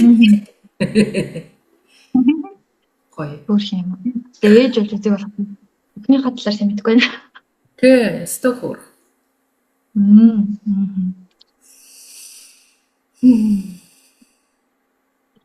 Тэр подкастныхаа дундуур бас нэг хүмүүсийн хүлээлт гэх юм уу номын тухай бичлэг хийхээр өөр эд юм шиг байна л та. Тэгээд ном кино ярьж өгдөг видеонууд их болцсноос хойш нэг хоёулынг нь ном ярьж өгнө гэдэг ойлголттой байх шиг байна лээ. Тэрийг хоёул жоохон залруулж ярих уу? Тэгээ. Тэгээ яг гоо зарим та дээр уншаагүй хүмүүс маань нөгөө нэг зарим нэг үйл явдлыг ярьчаад байгаа юм шиг боловч ярьж болохгүй үйл явдлуудыг бид хоёр байнга үлдээж ярьдаг шүү. Тийм. Тэгээд ер нь эн чинь уран зохиолын номыг бол одоо энэ хувь хүний хөгжлийн ч юм уу өөр номнуудыг бол ингээд базаад системчлээд за энэ номон дээр ийм хэлж байна. Ийм алхмыг хийх ёстой байна гэдээ одоо ингээд бэлэн будаа идэвлээд дэжтэй бас болж байгаа байхгүй юу тий. Ер нь бол хувь хүний хөгжлийн номнууд айгүйх тэгдэг. Ер нь Монгол ялангуяа одоо монголоор хувь хүний хөгжлийн номоор подкаст хийдэг одоо тэр аналог бүрий одоо юу ч үлээ те нөгөө өвөр монголч юу лээ шилдэг ном өдр гэл подкастууд байдэн шүү дээ тий. Тэд нар чинь болохоор тэгээд байгаа аахгүй юу. Гэтэ тэр бол англи манглаар ч гэсэн тэр асуудалгүй. Тэд тийм номнуудыг бол тэгж болно. Уран зохиолын ном ч нь бол өөр. Уран зохиолын номыг хүн мэдрээд өөрөө уншиж мэдрэх хэрэгтэй байхгүй. Надад энэ үйл явдал энэ юм юу болж байна гэд. Тэгэхээр бит хоёр бол уран зохиолын номыг уншаад бүх үйл явдлыг хинч одоо энэ англи манглаар өөр уран зохиолын номын талаар ярьсан подкастыг ихэд хинч бүх үйл явдлыг нь одоо нөгөө спойлердох буюу бүх үйл явдлыг нь маа гэд ингээд хэлж өгч болохгүй. Тэр бол хүний оюуны бүтээлийг одоо ингээд үнгүүдүүлж яана гэсэн асар бүдүүлэг үйл явдал байхгүй юу. Харин чи үедэр бол тэр уран зохиолын номыг гэхдээ мэдээж хэрэг номны тухай ярьж байгаа учраас бол одоо номны ерөнхийд нь үйл явдлыг ч юм уу энэ тэндээс нь мэдээж үйл явдлыг нь цохос дурдна. Гэхдээ яг одоо ингэдэг тэгдэг гэдэг ингээ бэггүй яриад өгччихвэл болохгүй. Чи үедэр бол юу ярьж байгаа вэ гэхээр зэрэг уг номыг уншсан одоо хоёр уншигч тийм үү. Энэ номыг уншаад тухайн одоо киног үзээд эсвэл одоо энэ уран зохиолын номыг уншаад уншигчийн хувьд, эмэгтэй хүний хувьд одоо уран зохиол сонирхогчийн хувьд, ээж хүний хувьд одоо ийм залуу бүсгүй хувьд одоо миний хувьд одоо ингээд ийм хичээл насны эмэгтэйн хувьд гээд надад би энэ одоо үйл явдлыг юу гэж ойлгож байна вэ? Тэгээ өөрөөрөө ингээд дамжуулаад шүүгээд тэр тухайн үйл явдал тухайн номноос төрсэн сэтгэгдэл тэгээд өөрийнхөө уншиж ойлгож байгаа тэр задлан шинжилгээг л ярьж байгаа байхгүй юу. Тэгэхээр өөр бусад хүмүүс бол бас өөрснийхөө ойлгоно. Тэгэхээр зэрэг бит хоёрын подкаст бол уншсан хүмүүст болвол энэ санаа Болортуя гэдэг энэ хоёр эмэгтэй энэ номыг уншаад ийм яас юм байна гэхээр өөрснийхөө уншсныг айгуу гой баяжуулж ойлгох тустай уншаагүй хүмүүст бол энэ нэг ийм юмны тухай ном юм шиг байна. Хэрвээ миний сонирхдаг жанр үйл явдал надад хэрэгтэй гэж үзвэл тэр номыг авч уншиж болно. Үгүй гэж үзэх юм бол ингээ үзээд ингээд өнгөрөх юм багхгүй юу. Тэрнээс тэр ингээ маа гэд ингээд юм яриад ингээд өгччихвэл болохгүй. Уран зохиолын номыг тэгдэггүй юм. Үнэ тэгж болохгүйгээс гадна угаасаа номны хамгийн ихний дээр байгаа. Тэгээ нөгөө хуулиар хамгаалагдсан шүү гэсэн хичээлж болохгүй. Хин би чамаас асууя да одоо санаагаасаа гэрэлж барилаагүй залуухан үсгүүгээс юу чи тэгээд одоо манай хоёр инхэ хоёр эгчдүү хоёрын нөхрүүдийн талаар юу гэж бодгоо? Тэгээд гэрлэх шийдвэр гаргаад тэр хоёр ч одоо хоёулаа нэг нөхөртэй болчихж байгаа. Тэгээд ямар нөхрүүд сонгов гэж бодгоо? Тэр одоо хэцүү байлаа. Тэгээ одоо нөгөө нэг яа харахгүй феминизм гэж яхаар эрчүүдэд доош нэдэг гэдэг бүтгэлгэнд орчоод идэв. Гэхдээ яа харахгүй энэ зохиол дээр тэр эмэгтэйчүүдийн үнэн хэцүү байдалд оруулж байгаа хоёр нөхөр таарсан. Тэгээ эхнийхт нь бол цагаан хоолтой хэсэг дээр бол яг нөгөө яг тэр залуугийн бодлууд одоо өгүүлэмжүүд гарч байгаа шүү дээ. Явхигийн дүүгийнх нь нөхөр нь. анхнаасаа л одоо Йонхиг юм дуулууртай хүлцэнгүй байдлаар нь сонгосон. Тэгээд яг дуулууртай хүлцэнгүй байдал нь байхгүй болчихгоо тэр эмэгтэй ер нь бол за ер нь бол ашиг хэрэгцээгүй үзээд айгүй тийм обжектив хандаад хайж байгаа. За энийг спойлер болчихлоо. Заавар ч гэсэн ингээд ер нь бол ашиг хэрэгцээтэй байлгаж хардаг хүн гэдэг утгаар нь биш. Тийм байдлаар хардаг нөхрүүд байв уу гэж бодсон. Тэгээд дээрэс нөгөө Йонхийн инхи хоёрын эцэг нь одоо нөгөө патриархлаг одоо жоохон хүчирхийлэгч тийм хүч хэрэглэдэг төрлийн нөгөө үнэ инэрч хайрлах тэр мэдрэмж нь одоо сул эцэгтэй байсан болоод ч тэр өөртөөхөө нөгөө тэр мэдрэмжийг ингэж ансаар байгаад нөхрөөдөө ч гэсэндээ яг тэр одоо яг л тийм төстэй төрлийн зөвхөн өөртөөгөө боддог ирчүүд сонгоцсон байсан. Тэр нь ч угаасаа яг хоёр бүлэг дээр анзаарэгддэг болохоор тэр ааваас шалтгаалсан тэгээд өөртөө угаасаа гаргуунд нь хараад сурцсан учраас өөртөг нь ч гэсэн нэг авч үзэхгүй байгаа залуучууд сонгочлоо гэж харсан. Яг үн хоёулаа бүр өстой айгу одоо паразит гэдэг юм уу тийм нөхөр сонгоч байгаа байхгүй юу те. Тэгэд яг хэвдэ гэтээ тийм амар хүчирхийлэгч эцгийн одоо гар дор одоо задуур амсаж өссөн хүүхдүүд охтууд хэдий ч гэсэн хаа очиж яг аав шигэ бүр тийм террорист нөхөр арай сонгоцсонгүй те. Тэгээ аавыгаа бодвол хамаагүй дээр нөхөр сонгоцсон байгаа уулна те.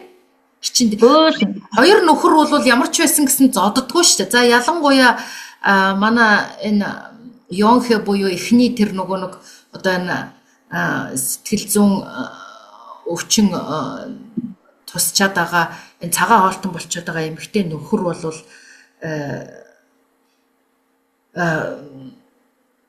бас нөгөө авгаагаараа тэжээлэгдэг биш. Эгчийн нөхөр бол бүр авгаагаараа тэжээлэгдэг. Тэр бүр нэг хүүхэд гаргачаад ахаад нэг хүүхэд өргөд авцсантай ямар ч нэмэргүй ахаад нэг эрэхтэй хүүхэд өргөд авцсантай ив ижлэх нөхөр ингээд баг өөрөө сонгочихж байгаа байхгүй өрөвдөө те. Тэр нөгөө хоол угийн мөгийг хараад ингээд айгу өрөвдөлтөө царайлахаар би чамайг хоолын унтлыг гээд баг ингээд баг өөрөө гуугаад ч юм уу одоо тэгээд баг ингээд суугаад гэртээ авчирцсан шүү дээ тий. Тэгээд тэр айлын одоо бүх санхүүгийн ачаа бүх юмыг бол тэр эмэгтэй өөрийнхөө нуруунд дээр үрж яваад байгаа байхгүй юу. Тэгээ энэ хамгийн тий чи түрүүнд нөгөө энэ подкастын эхэнд хэлсэн шүү дээ. Хамгийн амар нь энэ хоёулаа хайр сэтгэлээр нөхрөө сонгоогүй. Хоёр нөхөр хоёулаа эмэгтэйд хайргүй. Хоёр эгчдүү хоёр маань болохоор зэрэг бас нөхөртэй хайртай юу гэтэл бас хайргүй. Тэ? Энэ хоёр нэг сүртэй хайртай биш шүү дээ. Баах одоо эмэгтэй маань бол Йонхэ маань бол яг чухам яагаад тэр нөхөртэй суусан нь бол гардаггүй. Манай игч инхэ нь бол яагаад суусан энэ тэрэгээ бол тэр нь бол гардаг. Тэгээд хоёулаа өөрсөнд нь огт хайргүй нөхөртөө суучаад тэгээд тэр хүмүүсийн төлөө одоо ялангуяа амьдраад ялангуяа тэр эгч нь бол одоо бүр тэр нөхрийг одоо хүүхдтэйгээ адилхан тэр ар гэрийнхээ амьдралтай адилхан бүр ингээ нуруунд дээр үүрч яваа штэ. Тэгээд бүр өөрөө нөхрөөсөө одоо тэр нөхөр бол асар хариуцлахгүй нөхөр байх чинь тэр нөхрөөс одоо элдв янзын юм өдр шаардахгүй ш. Бүр ингээ юм шаардахаараа гимтэй юм шиг тий. Тэр нөхөр бол одоо тэр бичлэг хийнгээд тэр жоохон хүүгээ тий унтуулчаад унтцсан байх. Унтуулаачгүй шүү дээ. Тэр хүнээр харуулж яхнаа айлаас үргэж авчираад гэртээ авчираад тавьж байгаа мөртлөө тэр хүүхдээ эхнэрээ эртэл 20 минут хүлээч тэнхэлгүй шууд гараад зах. Тэр хүнд нөхрийн хариуцлага гэж арга, санхүүгийн хариуцлага гэж алга, эцэг хүний хариуцлага гэж алга. Тэр нөгөө эхнэр мэхнэр хайрлах тэр юм ерөөсөө байхгүй. Гэхдээ зодож алхаад зовоогоод байна уу гэтэл бас юм бол байхгүй. Тэгээд тэр хүн ингээ бүр нэг бусдын өмнө ингээ гинтэй юм шиг ингээ бүр айж чичирч те. Гэхдээ чи одоо битгий яваа. Хүүхдээ хараад намайг очтол байжээ. Наад ажиллаа төр хүлээ гэж хэлж чадахгүй бүх үгээ залгидаг. Бүх үгээ залгидаг.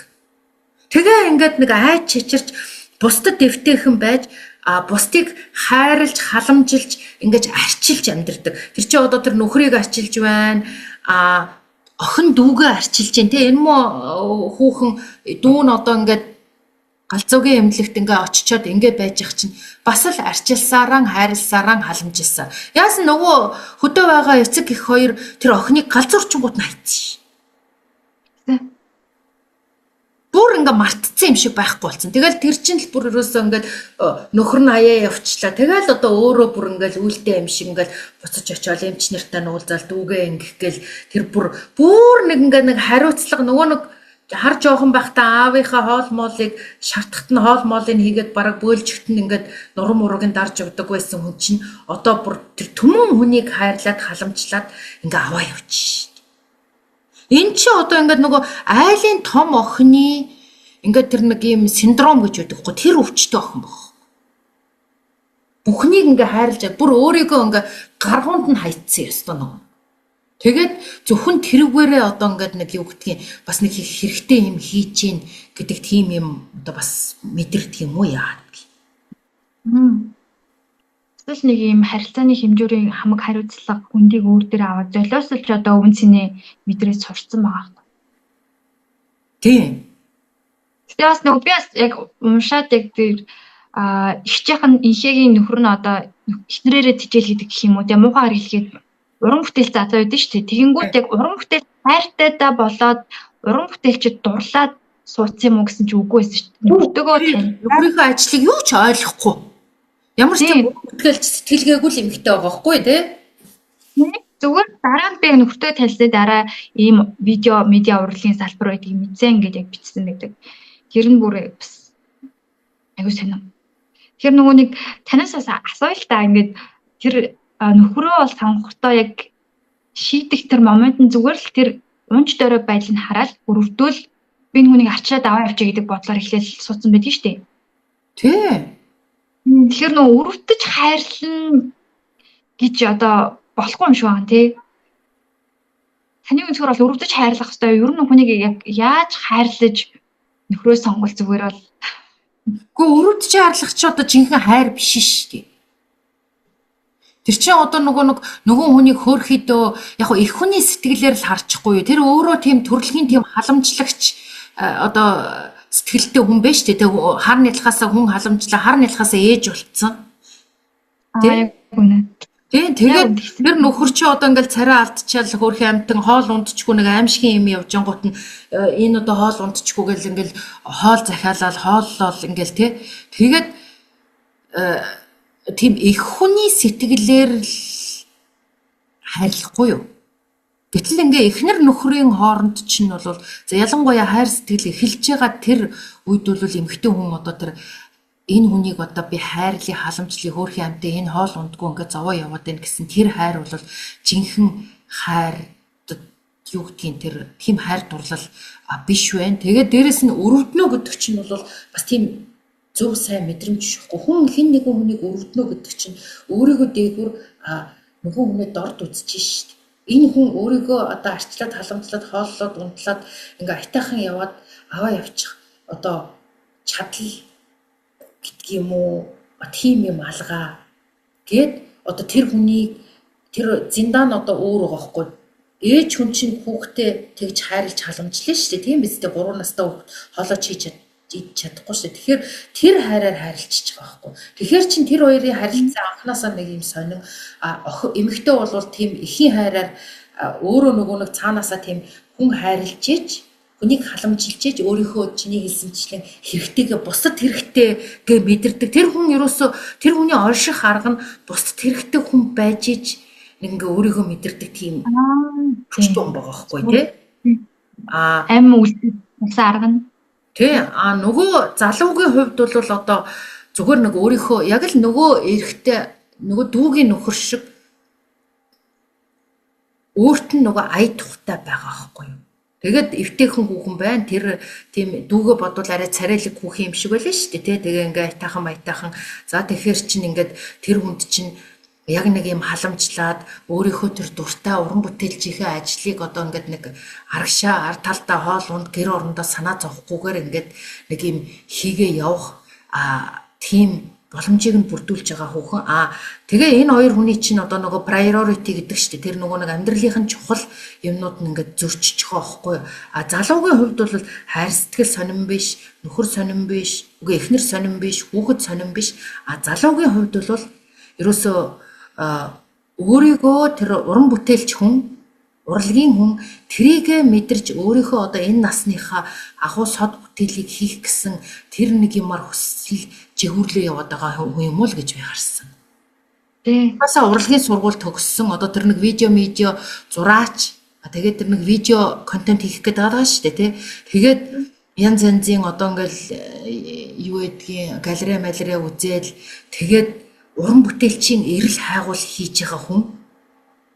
Тэгээд тэрэнд нь тэр нэг юм үзээч ч үлээ тэр нэг санаа орж ирээл тэгэл тэрүүгээрээ ингээл өвчлөөл тэгээд тэр нөгөө эхнэрийнх нь хэлсэн дүүгийнх нь бөксөн дээрх Монгол толд гэл тэр айгуу гоё нөгөө нэг тэр нэг шин төрсөн агуу бүтээлийн санааг нь тэр Монгол толбон айгуу гоё юм хөшүүрэгдэж өгөөл тэгэл ерөөсө тэрэн рүүгөө шунгаал тэр хүнд бол агуу өөрийгөө мэдэрсэн тэр бүтээл хийх л чухал байхгүй.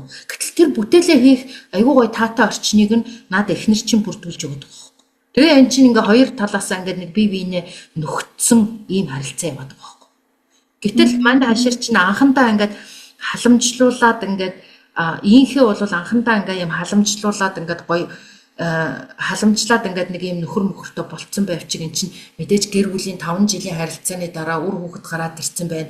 Эн чинь бас нэг ингээ нөхөртөө хариуцлагыг өрүүлээд ингээд нэг юм хамтын амьдралаа хийе гэтэл нөгөө хүн чинь юу ч байхгүй ингээ уран бүтээл гэдэг ингээ хаяа явчихгоо чинь энэ хүнд чинь эн чинь айгүй хэцүү тийм готролын одоо тийм юмнууд бий болж байгаа шүү дээ. Дээрэс нь өөрөө тэр эмэгтэй яг нөгөө нэгэн үйл явдал болох хүртэл бас нөхрөө боддоор харж чадаагүй байхгүй юу? Өмнөөс нь бодож, өмнөөс нь сэтгэж их хайрлаж исэн. Байж айгуу таарсан. Тий. Санагцсан. Тэгээ одоо эмэгтэй эхнэр хүний хувьд бол хизээч өршөөшгүй тэр үйл явдлыг харчаач тэр эмэгтэй ийхээ бол хизээч ингээд тэр нэг өдөр одоо ингээл залгаал хэлэх гэсэн үгээ залгаал ингээл бусдад дэвтэйхэн хүн байгаад номхон байгаад хүлцэнгүй байгаад хайрлал халамжлал ингээ яваад байгаа мөртлөө хүн чинь нэг өдөр одоо ингээ тесэрч дэлбэрдэг үстэй. Тэр ерөөсөө ямар ч үйл явдал болсон дэлбэрэхгүй тий. Тэгээд ингээл яваад тэгээд тэр одоо эхнэр хүний хувьд хизээч өршөөшгүй тийм үйл явдлыг харчаад хүртэл ингээл өөрөө баг гэмтэй юм шиг баг өмнөөс нь хичээл тий. Тэгээ одоо бас тэр дүүгээ ч гэсэндээ ихэнх эмэгтэйчүүд бол тэрэн дээр одоо тэр дүүг бол бас одоо ингээ дүүгээ шууд одоо ингээл ийм явдал хийсэн намайг одоо ингэж хуурсан хүнийг гээд тэр дүүг бол одоо шууд арчих ахиж одоо халамжлахгүй дүүгээс холбоо таслах бас нэг үйл явдал болж явах чинь нөгөө л дүүгээ эгчийнхээ ёсоор халамжилсаар хайрлсаар эргэсээрэн хоол хийгээл очихын ирэхийн гөөмө өртөлдөг тий. Тэгэл яг нөхрийг бол яг нэг юм боллоо одоо овоо. Гэхдээ дүүгээ халамжилсан нөгөө эхийн инстинкт дүүдээ эхийн сэтгэлээр ханддаг тэр юм байсаар л байгаа байхгүй. Тэгэхээр эн чинь ерөөсөө бүх хүнийг эхийн хайраар хайрладаг халамжилдаг юм бохгүй тий. Дүүгээ ч эхийн хайраар хаалж исэн нөхрөөч эхийн хайраар халамжилж хайрлж исэн. Гэхдээ нөхөр бол өршөөсгүй үйл явдал өршөөсгүй зан авир гаргасан учраас нэг юм эхнэрийнхээ дүрд ороод нөхрийг болиуллаа. Харин нөгөө өөрөөс нь урвсан үйл явдал хийсэн байлаа ч гэсэн их хүн бол хүүхдээ өршөөн штэ. Хүүхэд ямар ч аймаар чиний хүний хүүхдийг алдсан байлаа ч гэсэн их хүн өөрийнхөө алуурчин хүүхдийг өршөөх л байхгүй тийм биз дээ. Яг тэр хайраараа дүүгээ бол хайрлсан хэрэг. Дүүгээ өршөөж байгааз. Харин өршөөхөөс гадна тэгэл сүүлд нь аврах боломжтой байсан уу гэдэг дээр өөрийгөө бас айгүй буруутгах. Тийм буруутгал. Бүгд талаар бас нэг анзаарсан юм нь эн чинь бас олон хүний анхаарал дүрцэн уншигдсан хэлбэр нас нөгөө нэг юм сексийн харилцаа гэх юм уу бэлгийн харилцаа айгу гарч байгаа. Тэрийг бүр ингээд ялангуяа эрэгтэй хүний нүднээс эмэгтэй хүнийг ингээд хүсэж тачааж байгаа байдлыг айгу нарийн гаргасан байлээ. Тэгээ нөгөө нэг байнга янз бүрийн төсөөлөл төрөөл тэр нь ингээд нөгөө нэг чангараад хөвчрөөд гингүүт нь эрэгтэй хүн байж үзээгүй болохоор ингээл тэрнийхээ дарангуулд бараг орчд юм бах та гэж айгу бодогцсон. Тэр нь бас айгу нэлээд хоржоонтой байсан. Чи тэр өстө яг зэрэг сексийн тухай бодсон ба шүү дээ.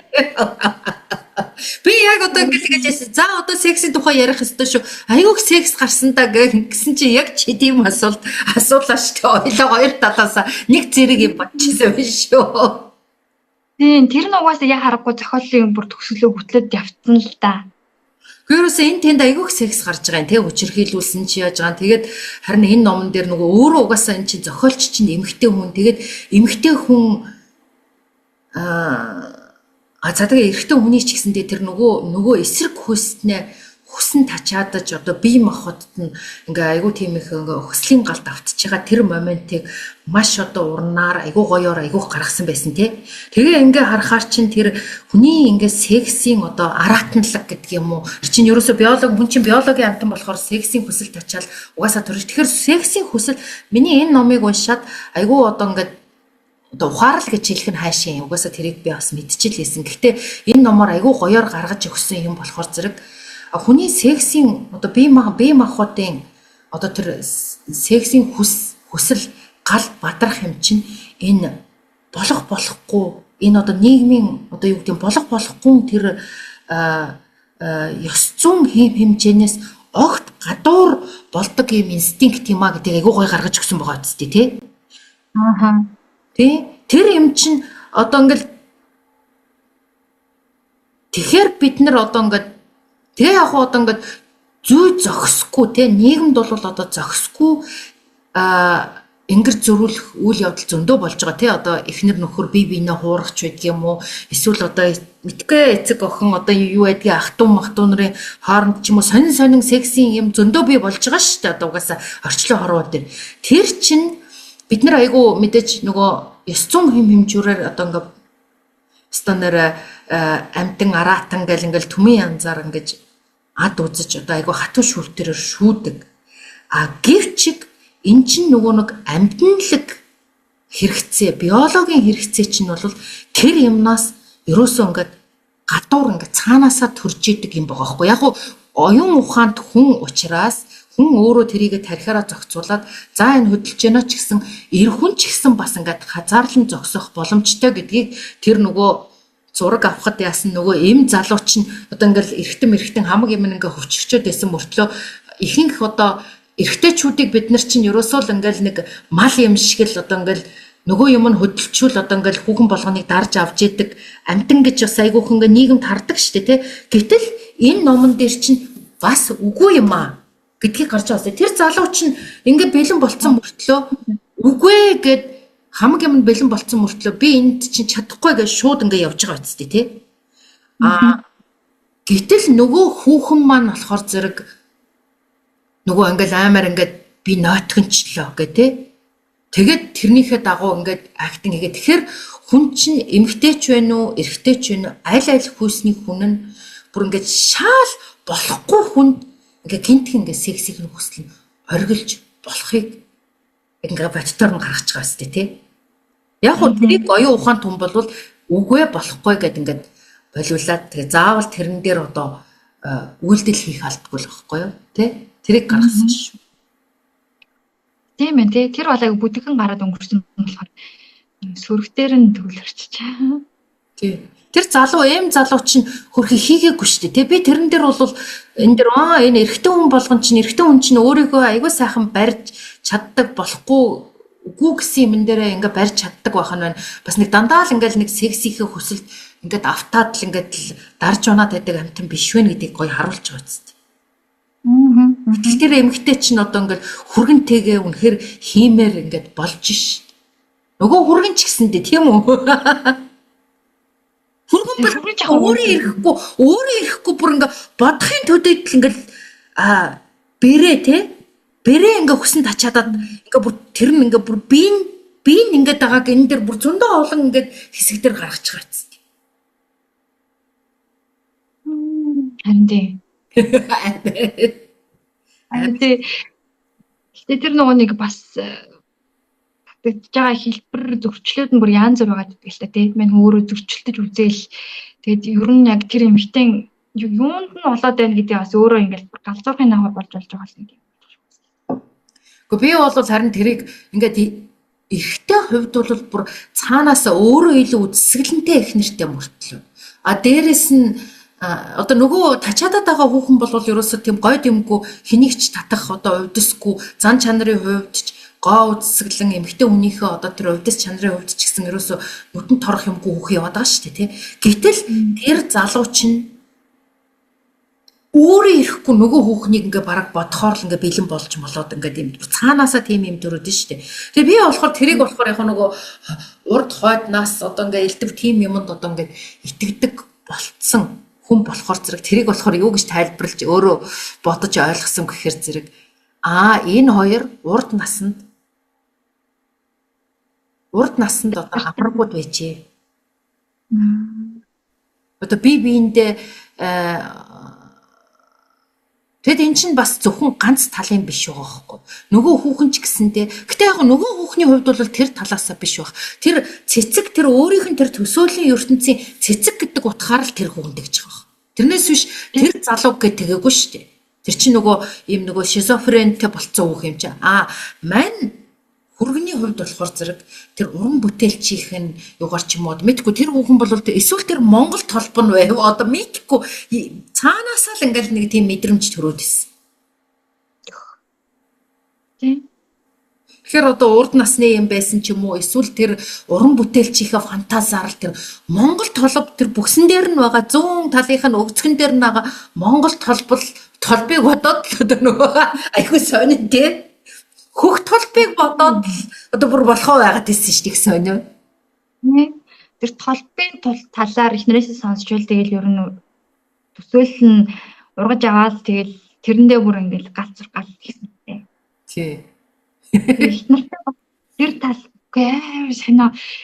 Тэгтээ эхнэрийнхэн тэр нөгөө нэг хүлцэнгүү хитрхи бас нэг юм сэтгэл одоо юу гэдүүлээ сайхан хайртай гэдэг юм уу тэр талд дурууг нь хүргэдэг. Тий. Хитрхи ингээд нөгөө цаана үгүй гэж бодож байгаа мөртлөө үгүй чи үлдээчээ гэж гуугаасаа гэж тэр залуу бол нөгөө уран бүтээлч хүн болохоор мэдрээд байгаа байхгүй. Тэгсэн мөртлөө наана за гэд ингэнгүүт нь тэр залуугийн энэ хүн яагаад ингээ өөрийнхөө байгаад над руу бараг уурлаа загнаасаа намайг ингээд надад тесрээсээ намайг элдвэр хэлээсээ гэв хүссэн бол бараг их нөхөр баярлах байсан тий. Тэг чин тэхгүй болохоор нь бас ингээ нөгөө талаар дургуун хүрээд байгаа. Гэтэл нөгөө галзуурчаад байгаа дүү болохоор зэрэг нөгөөдхийг бодвол арай юм хэгжүүн арай юм өөрийнхөө бас юм ихтэй байгаа. Тийм тэгдэг болсон тий. Тэгээд тэр замд бас манай хашир анханасаа тэр Монгол толбыг сонсохоосоо өмнө ер нь тэр хоёр анх учрахад уулзаад харахад нэг юм байсан тэнд. Хоёр талын дээр нэг мэдрэмж. Гэхдээ хоёр талын биш. Хүүхний хувьд бол байгаагүй хаа. Залуугийн хувьд бол шууд ингээл анзаараад ингээл тийм мэдрэмж байсан шүү. Нөгөө талаар бас нөгөө айгүй яажсэн баха. Өөрийгөө ингээ хүчил шаарддаг байсан те эхнэр нь одоо өөрийнхөө айгүй олон талын юм хангаж өгч байгаа болохоор цаанаас нэг юм болохгүй байгаа гэдэг юм хосуудын харилцаанд бас их түгээмэл ч юм уу байд юм шүү. Тэгээд нөгөө гэр бүлийн харилцаа үнэнч байдал гэх юм уу олон зүйлээ гаднаас нь хараад дотоод мэдрэмжээ дарж явж исэн чинь л тэр дүүгийнх нь одоо тэр байдал гэх юм уу хүчтэй хүссэн юмд байж таараад тэгээд дарж ирсэн хүчтэй бас их ингэж гарч ирсэн баха. Харин. Тэгээд миний өшөө нэг анзаарсан юм болохоор зэрэг уран бүтээлч залуу одоо нөхөр маань болохоор зэрэг хөрхийн уран бүтээлийн эрэл хайрал нөгөө агуу бүтээл хийчих гээл те нөгөө өөрийгөө уран бүтээлчийн эрэл хайгуул хийж явж яснаа яг тэр одоо моментд тэр нэг Японы нэг юу гिचүүлээ хараад тэгээд тэр нэг ингээд ийм зургийг ингээд нүцгэн биен дээр зурж болох юм байна эний тэрэг гэд ингээд бодоод тэгээд тэрэндээ ингээд автаад одоо ингээд юу яадаг штэ те тэгээ яг тэр мөчөөс манай хашир одоо нөгөө уран бүтээлчийн яг нөгөө өөрийнхөө стилийг олсон. Ягаад гэхээр нөгөө ялангуяа зураач ч юм уу одоо үгийн урлагийн зохиолч хүн хөгжмийн зохиолч бүхэл одоо урлагийн хүмүүс өөрийнхөө стилийг олно гэж нэг юм байдаг шүү дээ тий. Энэ Ван Гогийн чинь бол одоо ингээл бид нар нөгөө алдарт хүргэсэн зохиол одоо бүтээл нь болохоор зэрэг тэр нөгөө өнгөний нөгөө ийм гоё биерээрээ тэгээ нөгөө нэг наран цэцэг мэцэг гэдэр байгаа шүү дээ. Тэгээ уран манай хашир наран цэцгээ зураагүй өөр юмыг зурсан ч гэсэн хүн шууд хараад Ван Гогийн өнгөөр нь ч юм уу тэр стилээр нь энэ Ван Гогийн зураг байна гэд зураг мэддэг хүмүүс шууд таньдаг шүү дээ тий. Тэр стилээ олдлоо манай хашир чинь тэр урд нь ингээд шал өөр бүр ингээд Ван Гог гэж танихааргүй өөр юмнууд ингээд хайгуул хийгээд ингээд явж яддаг гэсэн байхгүй. Тэгтэл манай хашир чинь яг энэ Монгол толб гэж сонсоод энэ ингээд юм ягаад яг өөрийнхөө стилийг олсон. Тий, тэр нь гоё байсан. Тэгээд тэр залууг бол бас надад бол яг уран бүтээлч тэрэнд нэг буруутгаад ах юм байгаагүй л дээ. Нөхрийнхөө хувьд тэр хүүхэнд л одоо ингээл золиослогдсон болохоос гэхдээ тэр залуу чинь бол ашиглая гэдэг тийм сэтгэлээр өштэй нөгөө мөц эхний залуу бол ашиглая гэдэг сэтгэлгээр тэр нөгөө хүүхнийг эхнэрээрээ сонгоцсон ш. Уран бүтээлч залуу бол тийм муухай одоо манипулятор тийм нарциссист сэтгэлгээгээр эхнэрийг сонгоогүй ш хөрхий.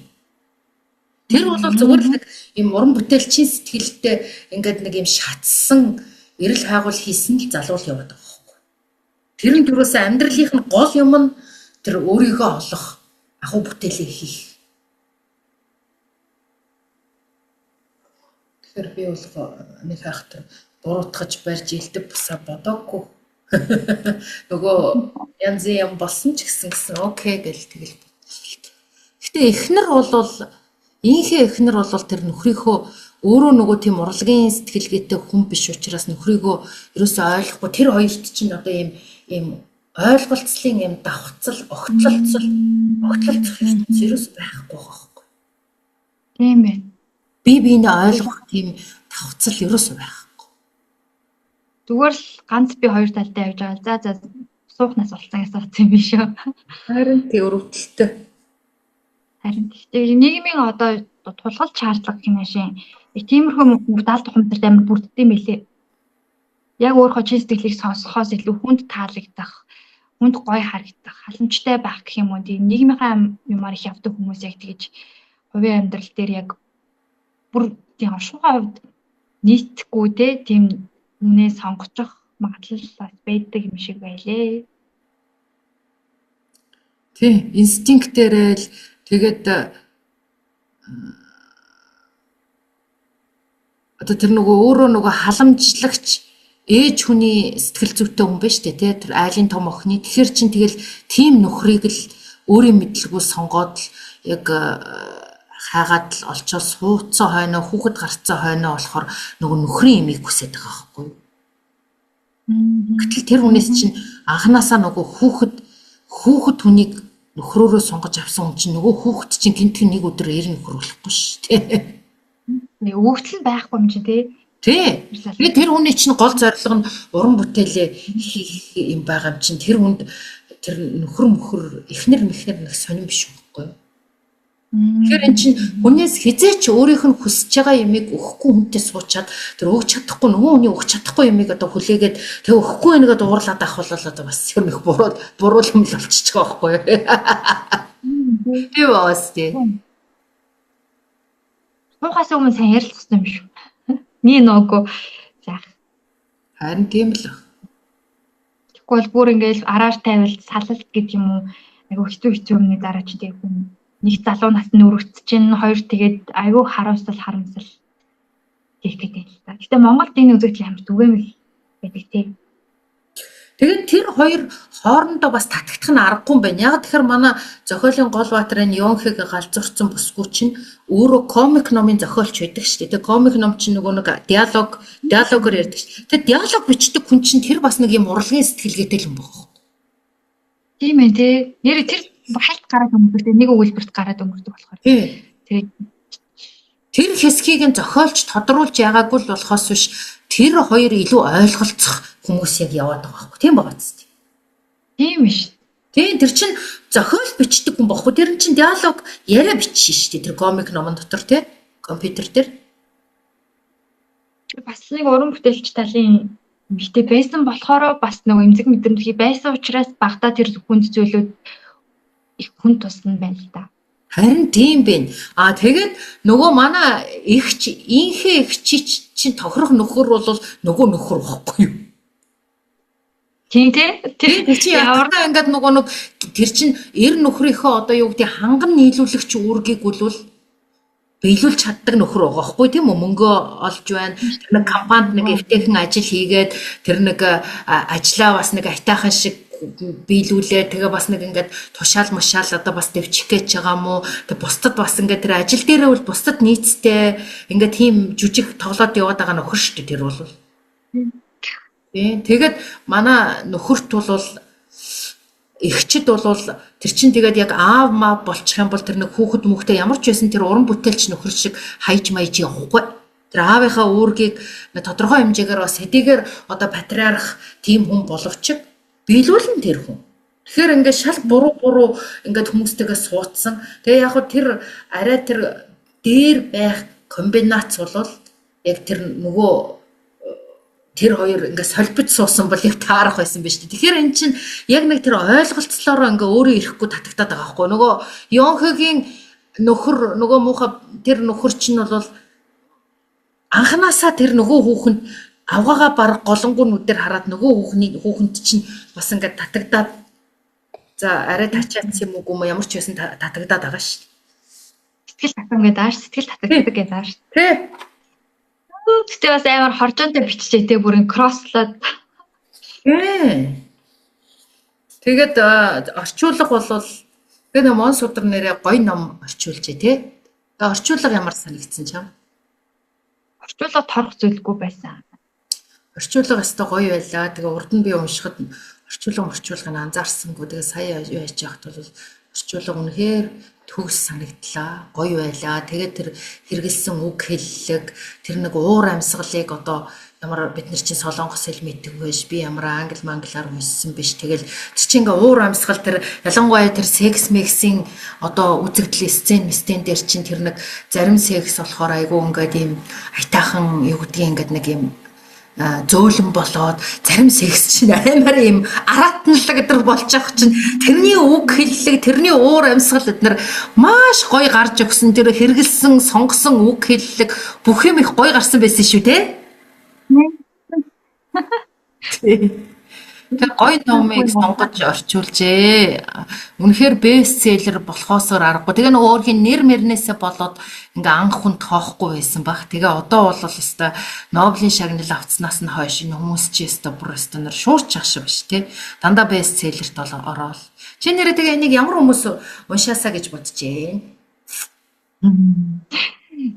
Бүгдээрээ л уншаасаа гэж байна. Тэгээ ялангуяа нөгөө нэмэгтэй хүмүүс уншаасаа өсвөр насндаа уншсан ч бараг болохоор өсвөр насны охтууд өвгүүд уншаасаа гэж бодож байна. Угаасаа нөгөө нэг сексийн хэсэг гэх юм уу бэлгийн харьцааны хэсэг гардаг болохоор өсвөр насны охтууд нуугдаад хамаагүй ер нь унших айгу сонирхолтой байх ах гэж би бодож байна. Тэгээ тэрний бүр нөгөө нэг бас нэг харилцаа гэдэг юм чинь ийм нарийн гэр бүл гэдэг чинь зүгээр нэг харагдаж байгаасаа биш хаалганы цан зөндөө юм болдгийм байх гэдгийг бас ээж аав нь хэлэхгүй үннийг магадгүй уншиж магадгүй. Тэгээд алдхаасаа өмнө гэх юм уу те эсвэл өөрийгөө илүү сайн олж мэдэх юм уу тэр талын юм дээр танин мэдэх хувьд туслах байх. Тэгээд тийм чиний хэлсэнчлэн эмэгтэйчүүд, охтууд, бүсгүүчүүд ер нь бүхэл насныхан уншаасаа. Тэгээд одоо бүхэл номыг л одоо дандаа эмэгтэйчүүд гэдэг ах нь хаашийн. Тэгээд ялангуяа хөрхийн уран зохиолын ном уншдаг ихэнх хүмүүс бас ингээд эмэгтэйчүүд байдаг бахал та. Гэтэ энийг бол би эрэгтэйчүүд айгүйх бас уншаасаа гэж бодож байна. Тэ ялангуяа аавууд нас маснд одоо нас масн ингээд явж байгаа ч гэсэн хүмүүс зөвхөн одоо нэг Нобелийн шагналт зохиолч ямар ном бичдгийг гэдэг тэр утгаар нь биш өөрийнхөө бага насыг одоо тэр харилцаа надад эцгийн эрэгт харилцаа гэр бүлд үр хүүхдүүдийн одоо хувь заяанд хэрхэн яаж нөлөөлдгийг гэдгийг бол яруу тодор харуулсан ийм зохиол байлаа тий. Дарангуулагч. Заавал одоо нэг арх уугаад авгаагаа зодоод байхаар л эн чин шарах үүсчдэг бас биш байгаа байхгүй юу тий. Энэ нарийн эмэг айгүй сайн одоо нарийн эмний тэр үр дагаврыг тий тэр хүчирхийлэлтэй гэр бүлд өсөж торинсон хүүхэд ямар хүн болдгийм бэ гэдгийг одоо яруу тодор харуулж өгсөн ийм зохиол байгаа байхгүй. Тэгэхээр зэрэг эрэгтэйчүүд те эцгийн эрэгт дарангуулагч гэр бүлийн тэр чинь аав нь дарангуулагч яваад байгаа шүү дээ те. Тэрний одоо золиос болсон охтууд ямар өрөвдөлттэй те ийм хүмүүс болчдөг юм бэ. Эрэгтэйчүүд ч гэсэн бас л адилхан шүү дээ. Тэр эрэгтэйчүүд нь бол эсвэл яг аав шигээ одоо тэр авгаагаа чичрүүлдэг хүн болж байгаа шүү дээ те. Нөгөө эрэх дарах айцсаар дамжуулж бусдыг одоо удирддаг, харцаараа байлгадаг тий. Эн чинь ерөөсөө тийм сайхан үгэндээ оруулнаа гэдэг чинь тийм сайхан юм биш болоод байгаа байхгүй юу. Тэгээ үгэндээ оруулахдаа хүн арга яв учирлал одоо юу гэдэг хайраар дамжуулж үгэндээ оруулна гэхээс биш ингэж чичирх айцсаар тий зодуураар ингэж ерөөсөө хүүхдийг удирдах ерөөсөө болохгүй байхгүй. Одоо тэгээ манайх чих муухай үг байгаа шүү дээ. Үгэнд ордог хүүхэд бол сайн. Гэтэл үгэнд ордог хүүхэд чинь ийм амар энэ ёнхын шиг хүн болчих. Яс энэ үгэнд ор гэдэг үг нь амар доргоо. Үгэнд орно гэдэг чинь ерөөсмөр. Тэгэл одоо манайхан ч баг явахаараа аавынхаа үгэнд ороорой, ээжийнхээ үгэнд ороорой баг ийш тийш явахаар загч чинь үгэнд ордог хүүхэд бас ерөөсөө бүр дэмий авах. Харин их чөлөө чинь өөдөөс чинь үгүй гэж босчээ бол эцэг хүн одоо бас баярлах хэрэгтэй байхгүй тийм биз дээ. Тэнгүүд өөрийгөө анзаараад хөөе би чи юу болж байна гэд ингэж юу яах вэ? Тэгээ эмэгтэй хүүхдүүд чи өрөвдөлтөй байна л да үгэнд ороод те. Үгэнд орсон байгаар юм болж ш. Хүний одоо хэрэгтэй н орчод байна ч тий. Нөгөө талаар бас яг нэр яг эрэгтэй хүмүүс уншсан ч гэсэндээ нэг хүнийг хүчрхийлээд хүчээр тэг хэрэгцээндээ байлглаа гэж сэтгэл ханамж авахгүй л байгаа даа. Хичнээн сайн их нэртэй байсан ч гэсэн. Таанаа л нэг юм дутуу. Тэгэхээр яг хүний харилцаа гэдэг бол шал өөр юм байна тий. Тий. Хүчээр хийдэг зүйл биш үү? Хэрвээ эмэгтэйчүүд тэр нөхөр эхнэр нөхрийнхөө харилцаанд ч юм уу эрэгтэй хүн ч гэсэндээ тэрийг одоо бас ер нь ингээд сэтгэл хөдлөлөө одоо юу гэдгийг бусдад нэг эвтэйхэн байх гал ингээд хичээгээд байх юм байхгүй ингээд үгээ зайлах хэрэггүй ер нь бол одоо бас ёстой яадгийн ингээд стандараа ширээ шаагаад босч ирнэ үү стандараа хэлий гэж бодож исэн тэр бүх мэдрэмжээ гаргаад хэлээд одоо ёстой доромжилдагсан уу ойролдогсон уу стандар юм авч шиддэгсэн үү бас нэг тийм юм хэрэгтэй байгаа байхгүй тэгэхгүй бол одоо ингээд энэ галзуурах гэдэг шүү дээ. Тэгээ хэрвээ нөгөө хүн одоо ерөөсөө ойлгохгүй ингээд ийм байх юм бол харилцаанаас гарах хэрэгтэй тий өөхөд мөхөд гэлтэхгүй тийм юм л одоо мэдрэгдэж байна да. Тэгээ одоо энэ ноохын шагнал гэдэг имийг чинь бас үнэхээр энэ эмэгтэйчүүд их авдаг болжээ. Мундаг болж байна манай эмэгтэйчүүд те. Сайгүй. Нийгэм хөгжиж хөдөлмөр хөнгөлөлтийн ярээр эмэгтэйчүүд маань өөртөө жоохон эрх чөлөөнд хүрээд одоо боловсроод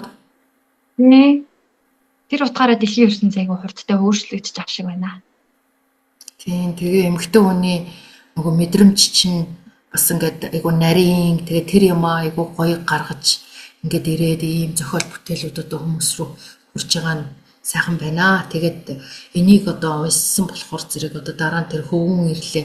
Тэр бол арай илүү ийм яг ийм гэр бүлийн ийм жижигхэн хүрээнд биш илүү том нийгэм рүүгээ хандсан тийм зохиол юм шиг байлээ. Тэгээд тэр хөвгөн ирлээ байлээ те. Тэр мэрийг нь бас уншийлгч утчих шүү дээ. Баялаач гэсэн тэрийг бишаг подкаст хийсэн ч явах те дараа нь те дараа нь Twitter ч одоо игэнцэн болон 10-аад ном байгаа. Бараг энэ дуу маань үнэхээр бол энэ 2024 оны хамгийн сүүлийн ном болж ах шиг байна тий. Баяр наадамд хоёулаа. Тэгээ гой дугаарууд, гой номнууд одоо бэлдсэн байгаа. Тий. Гоё сонсож байгаа сонсогчдоо баярлаа. За харин баярлалаа. Коммент одоо зөндөөх бас баярлж байгаа тий. Энэ подкастыг олон эмэгтэйчүүд олон хүн сонсоос зүгээр бас ном гэхээс гадна илүү нөгөө төр сэтгэл зүй өөрийнхөө дотоод руу хандах өөрийгөө одоо яагаад ийм болчоод би ч одоо юу гэдэг харилцаанаас юу мэдрээд яагаад ийгээд байгаа юм гэдэг тэр нөгөө илүү өөрийгөө ойлгох үүднээс бас одоо сонсдог тийм заавал ном уншигчгүй тийм хүрээ нэмэгдэж байгаа ах гэж найдаж байна. Эм шүү. Гоё яриа өрнүүлдэг Балартай ихтэй баярлаа. За зүгээрээ баярлалаа. Үзэгчд сонсогчдоо баярлалаа.